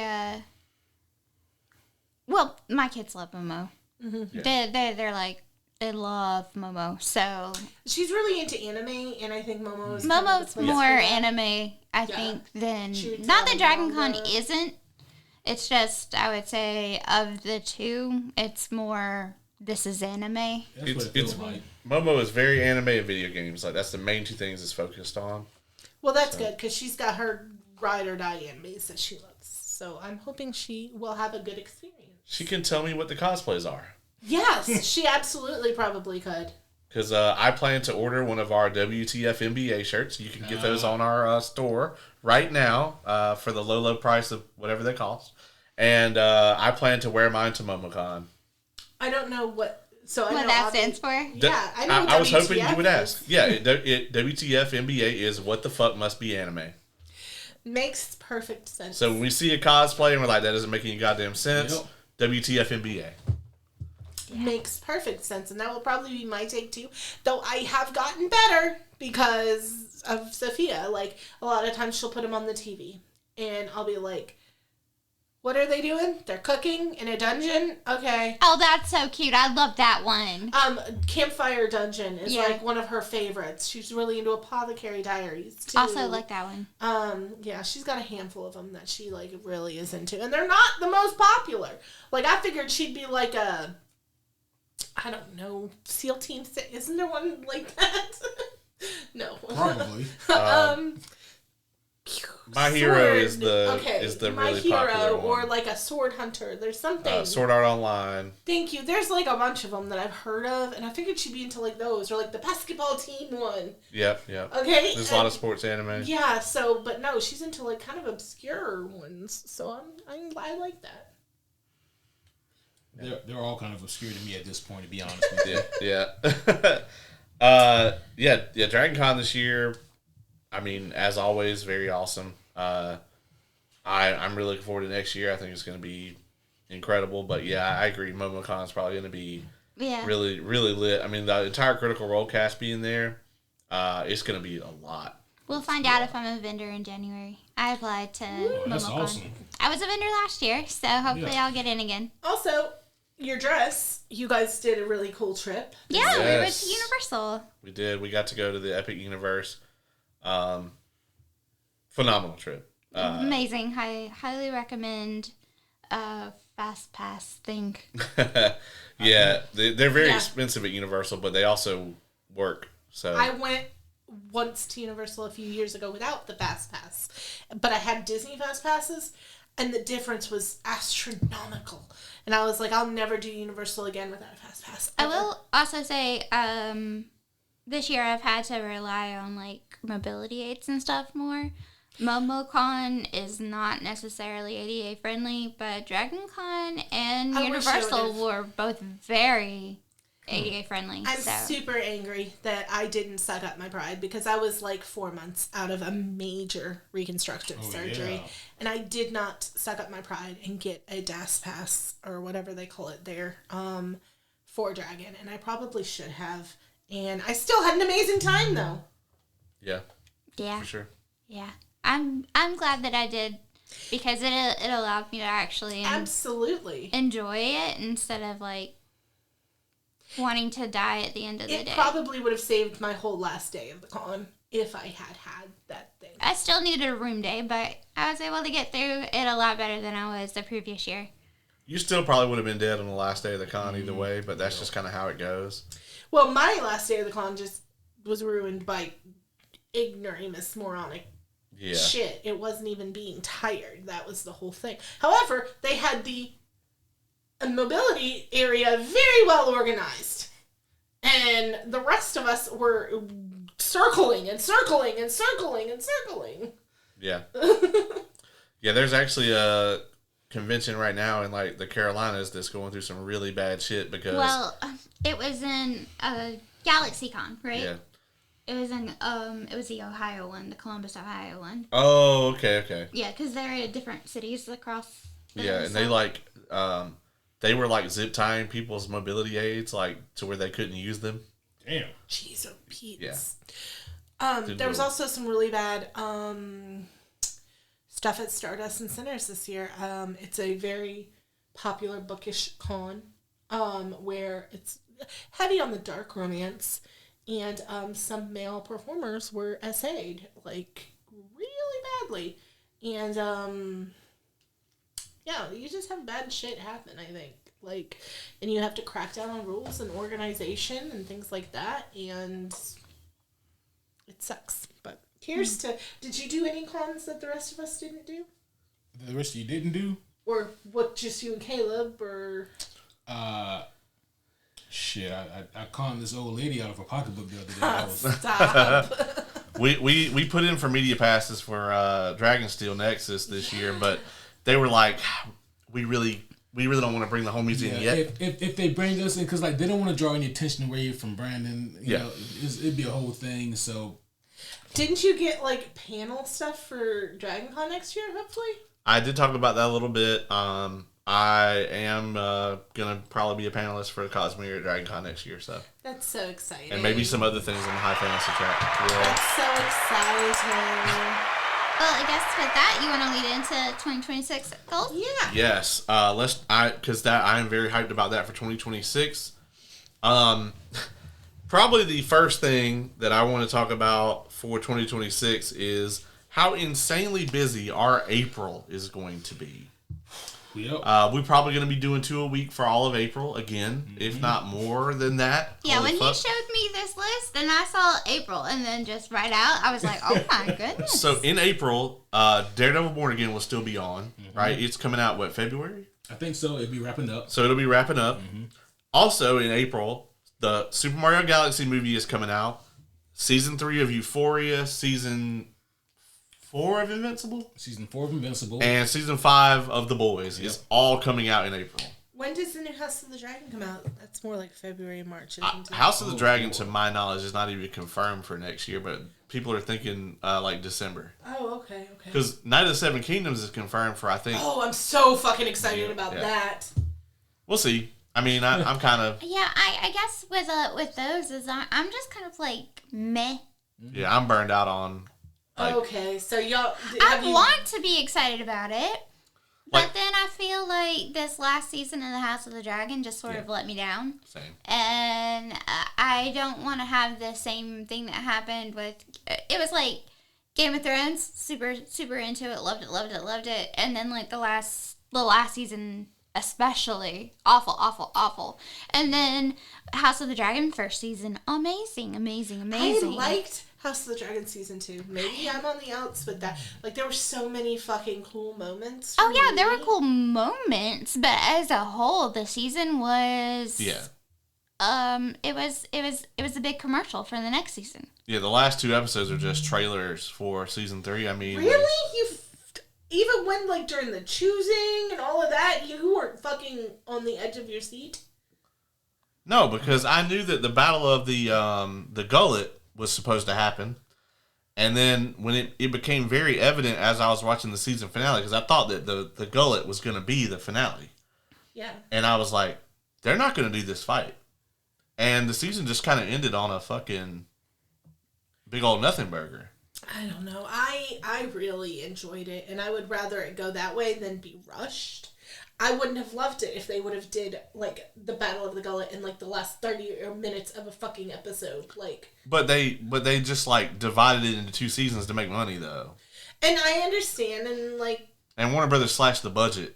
Like they literally, Warner Brothers, the showrunners wanted to end the season on the Battle of the Gullet, and Warner Brothers was like, "Hey, we're slashing like whatever amount of money from your budget. You have to cut things." So that's where I am, like, story-wise. Yeah, sure. I'd love to see it, to know the story, but I'm afraid. it is nothing I'm gonna like get Game connected. of Thrones or House of the Dragon. Well, Like, I'm afraid I'm going to get connected, and then I'm going to have this huge letdown. That's what I'm afraid of. Well, I will say, Night of the Seven Kingdoms, those novellas are like disconnected enough from everything to where they're a little more lighthearted than the other ones are. Like it's very much just a story about this knight and his squire, right? Yes. I mean, so it's very much like Dunkin' Egg. it's Dunkin' Egg, and it's very zoomed in, and it's a lot more lighthearted than I think you know. like Night of the Seven Kingdoms. I think it's possible that you would be very into it, but it's not. Could be bored. I mean, But I might I like season think- 1, but then if they fuck it up in season 2, that's Yeah. I guess what I'm trying to get at is that's my fear, is that I I'm don't going to know get that they're into doing something multiple seasons of it. and then I'm going to hate it. Yeah, honestly, if they do multiple seasons of this, that would be kind of like the Hobbit movies. I think this might be a one and done thing. I would be okay with that. I'll The find Hobbit out movies for you. make me mad.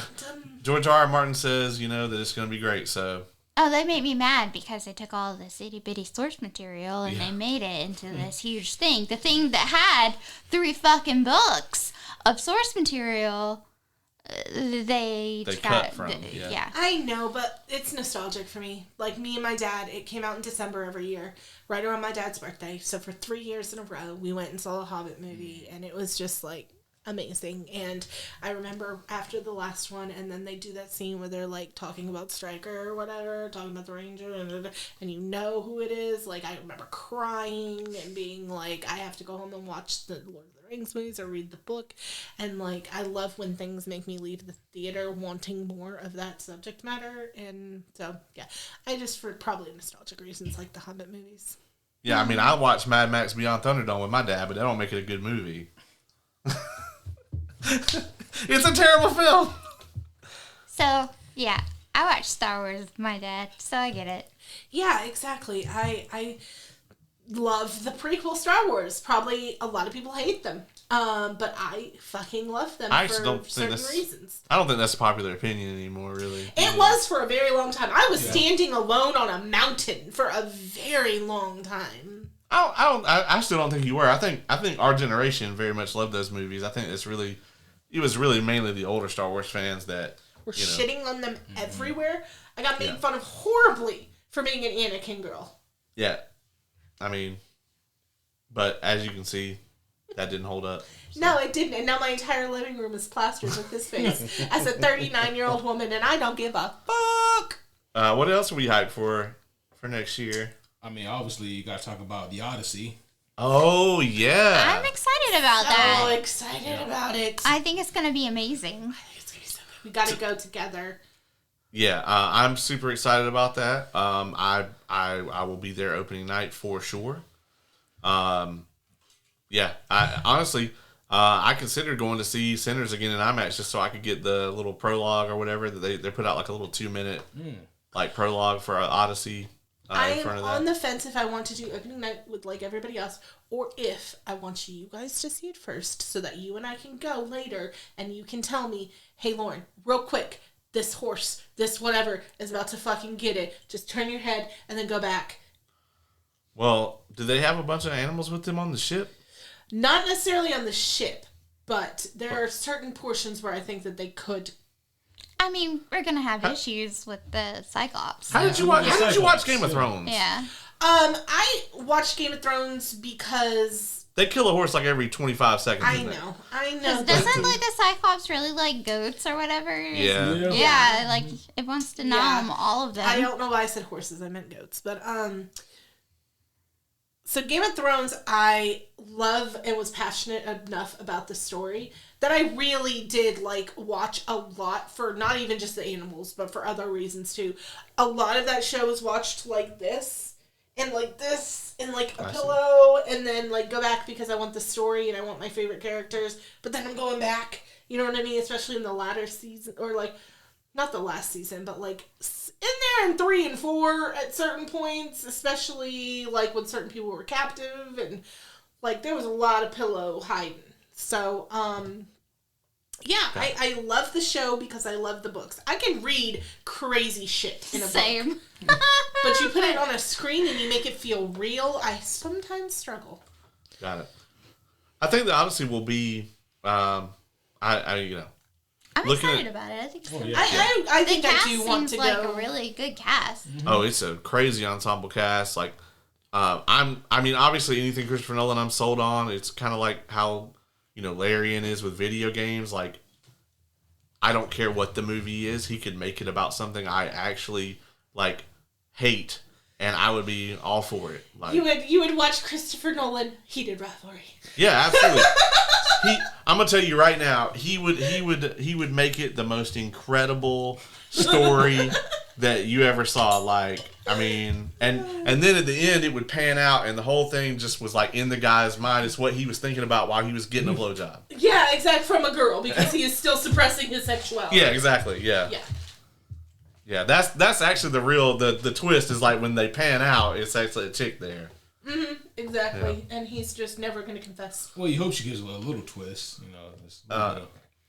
Different strokes. Oh, different what? Different strokes, literally. Okay. Yeah.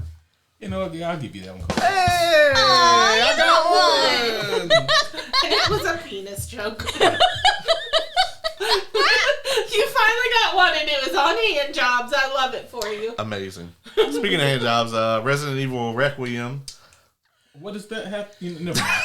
Is that the one where they're in space? No. No, this is a.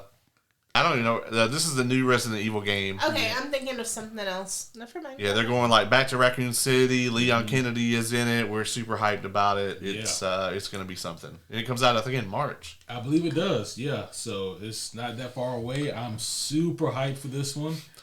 It's hard to talk about video games that are going to come out in 2026 because, video games get delayed so much. I know. And I want to say, but this one's right around the corner, but that doesn't mean anything. Is the new Star Wars one coming out in 26 or Hell no. Talking about Fate of the Old Republic? Yeah. If it comes out in a number, in something that begins with 20 and then a 2, I'll be impressed. Oh, damn. I think 2029 is probably the earliest we'll see it. Wow. Yeah. And they're giving us a trailer? It's like the trailer's 15 seconds and it doesn't show anything other than random character that probably won't even be in the game, cutting on a lightsaber basically. So Man, I'm new to the video game world, so I'm ready to be disappointed, I guess. now I was hyped for that trailer because Darth Revan's capital ship, the Leviathan, is actually in the background. That's the crashed ship in the trailer, and I yelled when I saw it. I was like, "That's motherfucking Darth Revan's ship. That's the Leviathan." But I'm pretty sure not everybody had that reaction. So No, unfortunately. I have my niche things, and while there are certain Star Wars things I'm pretty good with, not all of it. I haven't read all the canon books. oh, I mean, neither of nobody. I mean, I won't say nobody has, but neither am I. Holy shit! Heir to the Empire is the one you'd want to read anyway. Like if you're gonna read any Star Wars novels or whatever, you want to read the original Thrawn trilogy. That's what the sequel trilogy should have been, basically. Ahsoka's is good. I read that one. And that's one was canon. good. Yeah. That's actually canon, yeah. I will say that it's more YA vibe, but it's good. I enjoyed it. A lot of the books that I read though that are Star Wars, they're not canon anymore, which just fucking sucks. Cause I read a lot of Han Solos, and they're not canon anymore. So. Well, I just screenshotted the Heir to the Empire stuff. So maybe it'll make it into my 2026. Yeah, the original Thrawn trilogy by Timothy Zahn. Yes, that's what's there. Yeah, so good. since we're talking about Star Wars, we actually have a Star Wars movie coming back to theaters this year. We have Mando and Grogu coming to theaters so excited. in May. Yeah. I am hoping this is the year Pedro Pascal revamps himself for me. Yeah. And it's really not on him. I didn't have any issue with him in Fantastic Four as a character. It's not his fault he gets killed so early in Last of Us 2. So this is the year of Pedro. Yeah, I mean, Pedro nails it in both roles. I mean, Yeah, it's his not problem. on him. It's just two things he's in that I would never watch again. Yeah, I am concerned about this movie. I am hyped for it, but Why are you concerned? well, because they haven't given me anything to be hype about. Like, I honestly watched the trailer and it didn't do anything for me. And I feel like at worst it's just going to feel like 2 hours of the TV show. And I don't know. I feel like they got to do something more than that. You know, they got to step it up. There needs to be a clear difference from I'm going to go to the theater and spend $20 to watch this to I could just stream this shit on Disney Plus. Like, there has to be a differentiator there. So Okay, they got to I see do what something you're to saying. make this an event. You know. Yeah, that's kind of where I'm at with it. It's not that I'm not looking forward to it. It's just that I don't see how this is going to be anything different from just an extended episode of the TV show. I mean, which is fine if I'm watching it on streaming, but like Caleb said, I'm going out to the theater and I'm paying, $20 or whatever to buy a ticket. And if it's just a really good episode of The Mandalorian, then I'm going to perceive it differently than if I watched it at home on my couch. Right. There's so That's fair. much bad TV and movies out there. I would be happy with just a good episode of The Mandalorian big screen. Yeah, but I not if I'm would. paying $20 for it. I would pay to go watch previous seasons of The Mandalorian on the big screen. I think I just do it for for free. It's different when Star you Wars get in the theater theaters. experience. It's different. Star Wars is made for the theater for sure. You 100%. get the Dolby sound stuff, and The sometimes your Mandalorian was seat literally shakes. made for TV. Yeah, that's true. It's Star Wars is true. better in the theater though. But yeah, there's just I am a girl who still just really likes going. I'll see movies that were made before there were theaters in the dang on theater. Gone with the Wind I went and saw this year in theaters because I just like going to a theater. Yeah, same. Yep. What else we got this year or next year, I should say? Well, obviously we talked about this already, but we have Supergirl coming out. Yep. Yeah, I'm actually I'm pretty excited. So excited. The trailer looks amazing. I need to watch that. Yeah, I'm really hyped for it. As I told you earlier, this is probably not an opening night for you. No, because I need to know where that thing that you mentioned happens. Yeah. And I need to be prepared. And if it does not go well, it may be a skip for me. Talking about Crypto getting shot. Crypto gets shot in the graphic Yes. novel. It's not a spoiler. Okay, cool. I didn't know. It's not even a movie that's out yet, so I didn't want to spoil it. But yeah, if Crypto lives, it still may be a watch. Oh, they're not going to kill Crypto, I don't think. Okay, well, you're still going to go, and then you're going to tell me. And then, I think that you'll like it. I think, but I do think that the quote with that they chose for the trailer is like the best. Like, what do you think of Superman? He haven't sees seen the the best, trailer yet. Yep. and I see the truth. Yeah, Like I love that's going to be like that's a good little line for That's a good hook. And for I haven't even seen summing it up of like the difference. It's not gonna be the same vibe as Superman. No, a little darker maybe. I think Yeah. I think Ruthie should have replied with, I just asked about Superman. I didn't ask. I asked you about you, yeah. Man, in her little proper way. wouldn't that just be a great her, way? Yeah, her overly spoken, overly heavily dialogued way. In my most presumptuous manner, Miss Carr, I did not ask you at all about the preferences for which you have for yourself. However, I do thoroughly think that, that's the way she talks. That is the way she talks. You did that so well. Wouldn't it be a great way if they ever introduce Darkseid in the DCU? That'd be like, that's how you introduce him. They just have Crypto fly up and he just, Oh my God. No. I would not be able to watch that movie. How dare you put that into the universe? How dare you? That is awful. James Gunn. I know you watched the show. Listen up. So I guess in 2026, the things I'm kind of looking forward to is last year I did a lot of out stuff. Like I went to a lot of events that were not local. So this year I'm trying to focus more so on doing things more on a home front, and I kind of want to see what I can get into that is here. You know, Yeah, you've been booked and busy this year. I have some things for you that Tiffany and Deneen and I are planning 2 to 3 things coming up. And then, of course, the Grovetown Market that I'm trying to help Cheyenne with. Yeah. And I've got some things. We'll talk. I want to get into like a lot of the local bookstores. Like I know the Book Tavern has a lot of stuff that they do, like where they have like local people promote their books, but they also have like other events where, you know, like there's this new book that's coming out and it's amazing. I want to check out, because we've got quite a few now comic book stores in the area. I want to go check them out because there's a few that I haven't been to. I want to hit up Cardboard Castle, and Oh, yeah. because I haven't been to their new. They have a new site, and I haven't been there.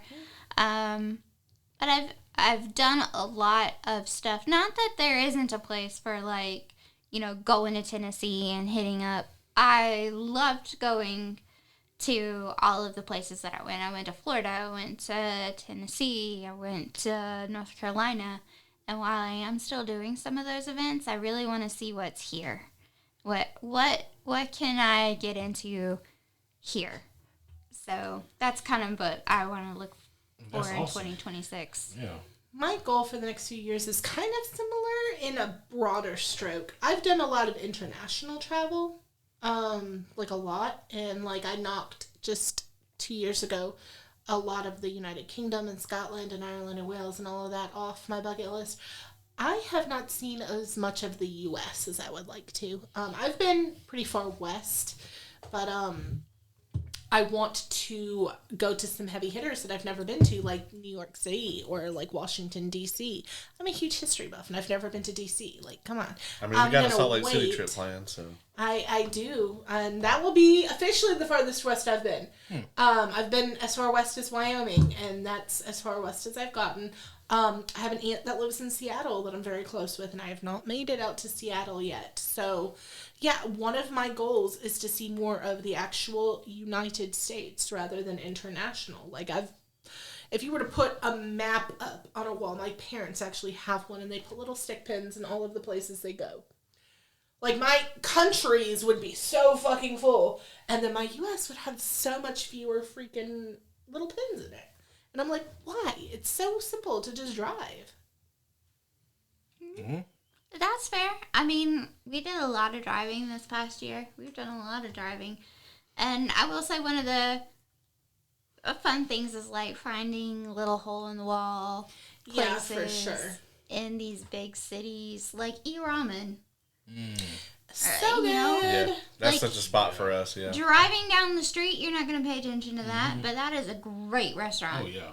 And, you know, just going and finding those. That's kind of what I want to do for here this year is focus on finding that. What I do when I travel, finding that here. Yeah. You're I going to wanna be go to- disappointed. I want to go to Cava so bad. You are. I want to go to Cava so bad. I think it's been open long enough that it is going to be chilled. Cava is a West Coast restaurant that just opened over in Mullins Crossing. It is basically Mediterranean Chipotle. So you pick your type of rice, and then you pick your protein, which they have lamb gyro, they have chicken shawarma, they have falafel, things like that. And then you pick your, like, veggie mixes, and then they have, like, really incredible fucking sauces. Have to check that out. It is a little on the higher end. It is what you would expect, like, from a California-based restaurant, like $20 a bowl. But quality ingredients. I mean, you I'll can pay spend for, that at McDonald's now. Yeah, I'll pay for quality ingredients. So Yeah. What else are you guys hyped for? 26. See, we already met. Do we talk about Spider-Man, Brand New Day? We've mentioned it in Doomsday a little bit, Yeah, but those are our two we Marvel spoke about movies it, for yeah. next Yeah. year. I'm excited for a new book that's coming out. what book? The next, it's called 12 Years, I think. It's the next book in the Jim Butcher's Harry Dresden series. Oh, nice, nice. We get a new Black Dagger Brotherhood book next year. I think it's number 31 or something like that. I'm very much looking forward to that story, as well as I really, really enjoyed Shield of Sparrows this year. That was good. The second book comes out in the spring. Good. And I am very hype about that because honestly, that was in my top 5 this year. I read that immediately after Emberdark, and I was like reading it in like a day and a half on vacation. It was so freaking good to me, but totally different vibes.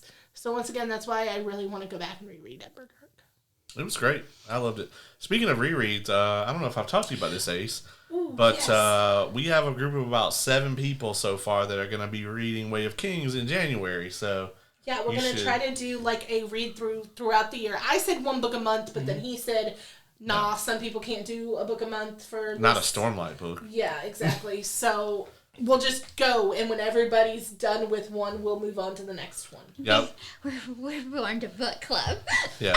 Well, Way of Kings might be a quarter read. For, Yeah, it's a book club. You want to join our book club? Our Stormlight.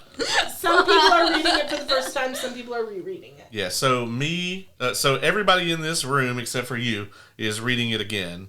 Dylan is a maybe for the read again. I think Leah's gonna read it again. AJ is a first timer. AJ is a first timer. Nix is a first timer.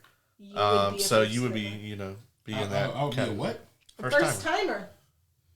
For Stormlight. Yeah. Oh, this one. Yeah, she doesn't know that you actually etched in the stone tablets and brought it down from the mountain to Thank Sanderson. you. I didn't want to say it and sound pretentious, but Yeah. you know. I really want you. You did read. You read Warbreaker. Yes? He's read some of Warbreaker. Oh, Yeah. you were starting it. That's what it was. Oh, man. So what did you think I was doing with that giant sword at Dragon I'll be honest. I'm not sure what you were doing a lot of the time. Like that. Yeah. Yeah, see, that's just a question that you see somebody with a giant sword at Dragon Con. They could be your best friend in the world. You Yeah. don't really ask questions. You just take the picture. Yeah. That was one of my fucking highlights. When you've only read Mistborn Era 1 and you get brought to the Cosmere cosplay meetup, you just kind of vibe, you know? Yeah, You yeah. just- like, I don't know what the this- fuck. Yeah. Yeah, like, okay, I know who that is, and I know who that is. That and, one. Yep. Recognize all that right. one. Yep.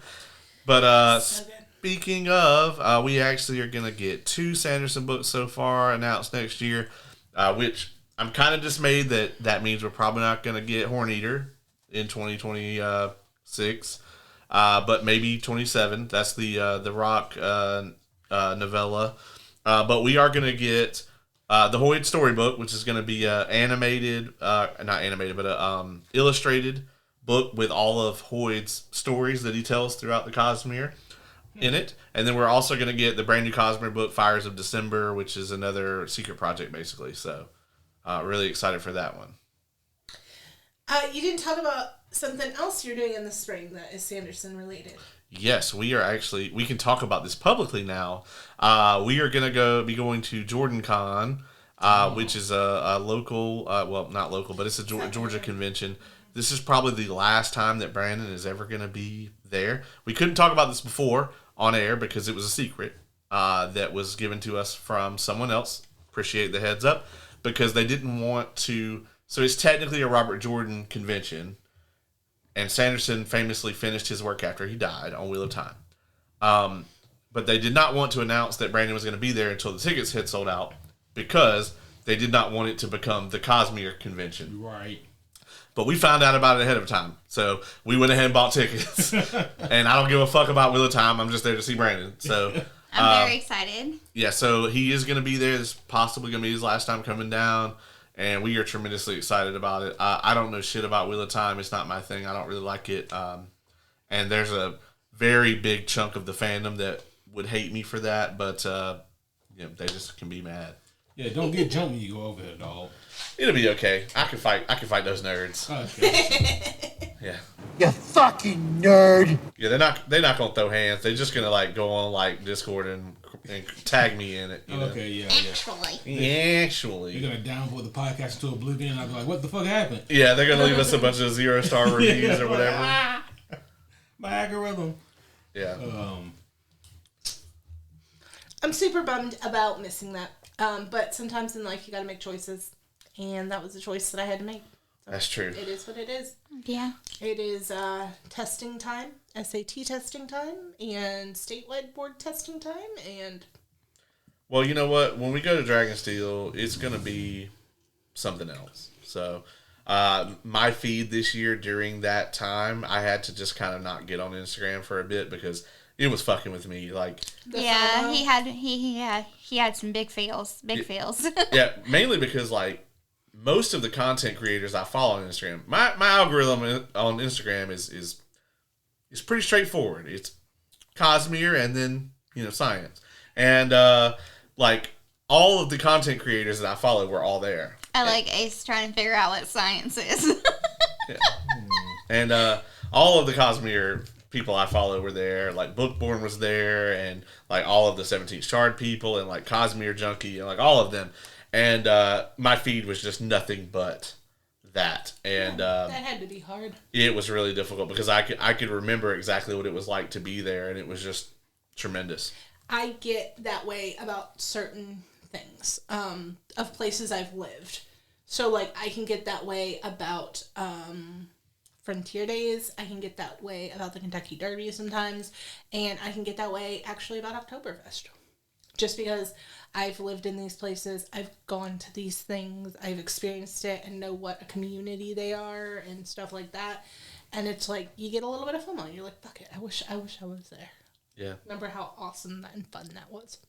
Yeah, so we're gonna go back. It's just it was a crazy thing to like see, and just kind of had to be like, damn, it really makes me wish I was there.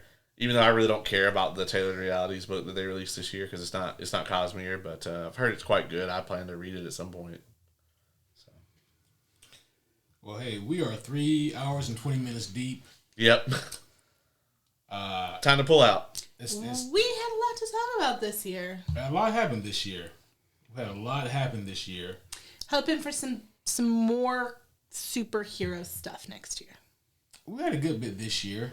But yeah, I do think they were slated to get a lot more next year. Yeah. We got 2 DC movies, 2 Clayface. Marvel. Yep. Yeah, we got Clayface and Supergirl. Mm-hmm. I'm sorry, I giggled because Clayface just made me think about the Izakai Clayface. Oh no. No. That's just Michael Jackson. And I just can't. It's so funny. I see a vein popping in Ace's forehead right now. God, that show had been like deleted from my memory bank. You're welcome. That Clayface movie is going to be like straight up body horror, I think. I hope so. Yeah. It's gonna be good. I probably won't watch that one. Probably not, but I will enjoy this. I think. Yeah. That's Be good happy for you. me. I am, and I can fully see. I'm the type of person that like I can be like, oh, I bet you that's good. You enjoy the fuck out of that. Mm-hmm. It's not for me, Yeah, same. Yeah. but you enjoy that. Yes. But no, the superhero content for next year looks to be pretty stacked. I mean, everything I can see being anywhere from good to excellent. It's all going to depend on the delivery and if they can stick the superhero landing. But right now, all of the superhero content, again, it has the potential to be something really good. Finally getting Lanterns 11 years after it was announced. Yeah, they even dropped a little teaser for that. Yeah. Yeah, so we got to see our dude Hal Jordan and Jon Stewart finally. So I'm hoping that that's going to be everything that I've wanted it to be. At this point, there's a lot that they have to live up to, but I can't wait for it. I'm a Green Lantern kind of guy. Do we have anything in closing before we wrap up? Any final thoughts, feelings, emotions? What was everyone's highlight of? If you could just name one thing, it could be anything: book, movie, anything, a feeling, a con, and anything of the year. I met Tinkerbell. Yes, And that was a great moment. that is a fantastic moment. Yeah, so I was a vendor, and a very old lady, came by my booth and was admiring my stuff. And I was like, oh, wow, this is really nice. Thank you. And then she wanders away. And then her handler told me who she was. It was the Margaret Carey? Yeah, Margaret Carey. She was the model for Tinkerbell from Peter Pan. Wow. Like That's the so original model, Freaking cool. and she came back. I ran after her. I was like, "You cannot be who she just said that you are." And yeah, I got to meet her and got a picture with her, and she was amazing. It was a very unexpected moment because she wasn't a guest at the convention. She was just there. Just there. She was like 90, right? Yeah, she's 90. That's great. She was getting it for Man, 90. Yeah. Yeah. If I'm moving around like that at 90, My that's a papa win. still walks. He's 89. He still walks in here in Augusta 5 miles every morning in the neighborhood that he lives in. That's probably why. Yeah. Like, Yeah. So I think that was my highlight of the year. I want to keep that happy for Yeah. that feeling of like happy. I would like that to be in 2026, please. I love that for you. The highlight for me, I'm actually probably gonna say I had a lot of fun this year. A lot of great shit this year, but the highlight for me, I'm probably gonna say it's probably Doomsday Clock. I really fucking loved that story, and it was very surprising to me that like the task ahead of them was like so well done, and it was like really, really good. I mean, you had already told me it was good, so I wasn't like, this is gonna be some bullshit. But I was blown away by it. I didn't expect to like it as much as I did. Boy, highlight for me. Oh boy. Oh boy, man. I promise I'm not ungrateful. It's just, you know what it is? It's just like when you're me, every day's kind of a highlight. Well, You know? don't forget there was that one week where you and I recorded 5 times. You got to see your favorite co-host, the world's greatest co-host, 5 different times. I sure did. Actually, probably 6 because we had D&D that week. Yeah. So. Yeah, it got to the point where like if I didn't see you like in the week, I was like, man, is he okay? Yeah, that was definitely one of the weeks that I've had this year. Yeah. It was a week. It's one of the weeks of all time. Yeah, one of the weeks of all time. What about you, Lauren? My highlight of this year has got to be just like reclaiming hobbies or reclaiming a sense of self, kind of. It's real easy for me to get swallowed up in momhood and spousehood and a bunch of other hoods, just getting in all the hoods. And I went to my first con. I watched more movies and TV shows than I think I have in probably the last decade. I went out and did things like, reclaiming hobbies and things like that. I started playing D&D regularly. So many fucking things this year, you guys. I could not even name them all. Word up to the Mud Bubbles. The Mud Bubbles! Shout out Mud Bubbles. Yeah, I miss those guys. See them tomorrow. That's the name of their D&D campaign for those who are wondering. Yeah, we have our D&D campaigns. We have the Derelict Blade. We have the Hamley Family. Yep. We have the Mud Bubbles. And then just recently this week. just recently this week we started a home campaign and we're Team Lemon. Team Lemons. That's pretty fun. Because we kept rolling 11s and everybody would be like, London. And But- then we but, started you being know, like lemon. Yeah. Lemon. I rolled lemon. Every time we would roll And 11. then So, we just became Team Lemons. Team Lemon. That's Team Lemons. fantastic. Wow. yeah. Or I don't have that button anymore. Sometimes I wish I did. I had a button that would say Fantastic Four. That was not the highlight of my year. I nearly had like a knockdown tryout with a friend over abortion rights because of that movie. Well, I tell you what, Intergalactic. Intergalactic I don't have- Smorshmans. I don't have the Superman button, but I do have. Kalel, no. I do love that movie. This is my favorite movie. That movie? That's from? No! Oh, okay. Is that not Superman? It's a Superman thing. Yeah. Okay, it's a Superman thing. Yeah, the movie that's from is real terrible, actually. Oh, sorry. That's actually in a terrible movie and a good movie. It's weird how that happened. Right. It's a bad movie. It's a bad movie. Okay, got it. Well, I knew it was Superman because the man's name's Kal-El. So Yeah. No, that was. It's Kal-El, no. Kal-El, no. Hello, no. Kal-El, no. Yeah. It's Gal Gadot's terrible acting. So oh, got it. So it was a Wonder Woman thing. yeah. Well, it's a. Yeah. Okay. I love Diana. I don't love her rendition of Diana. The first movie I enjoyed. That's a tangent. Yeah, let's wrap this up. Let's wrap it. I liked the comic or the graphic novel a lot. Oh yeah. Wonder Woman Dead Earth, phenomenal. Phenomenal. Has zero to do with Gal Gadot. But on that note, Gal Gadot, thank you for your contributions to cinema. This has been another phenomenal year for pop culture content, for books, video games, movies, TV shows, cons, and so much more. Cons! But I'm so glad that once again I was able to get the four of us together to take a look back at the year, a year in retrospect, and just kind of reflect on the things that we all got to experience, some together, some separately. And now that we've all gotten the chance to come together here and expound upon the things that we've all experienced, what a year. What a year. And I can only hope that next year we'll have even more and even cooler stuff to talk about and break down and to fanboy and fangirl over. Can only hope. And I think that there's a good chance that'll happen. Yeah. Yeah, I agree. I think that there's a good chance. Well, that's going to be all for this one. But homies, we'll still be back. There's always more to come. This is like the WWE. There is no off season. That's right. We got the Homie Awards right around the corner. Absolutely. I'm excited. Yes.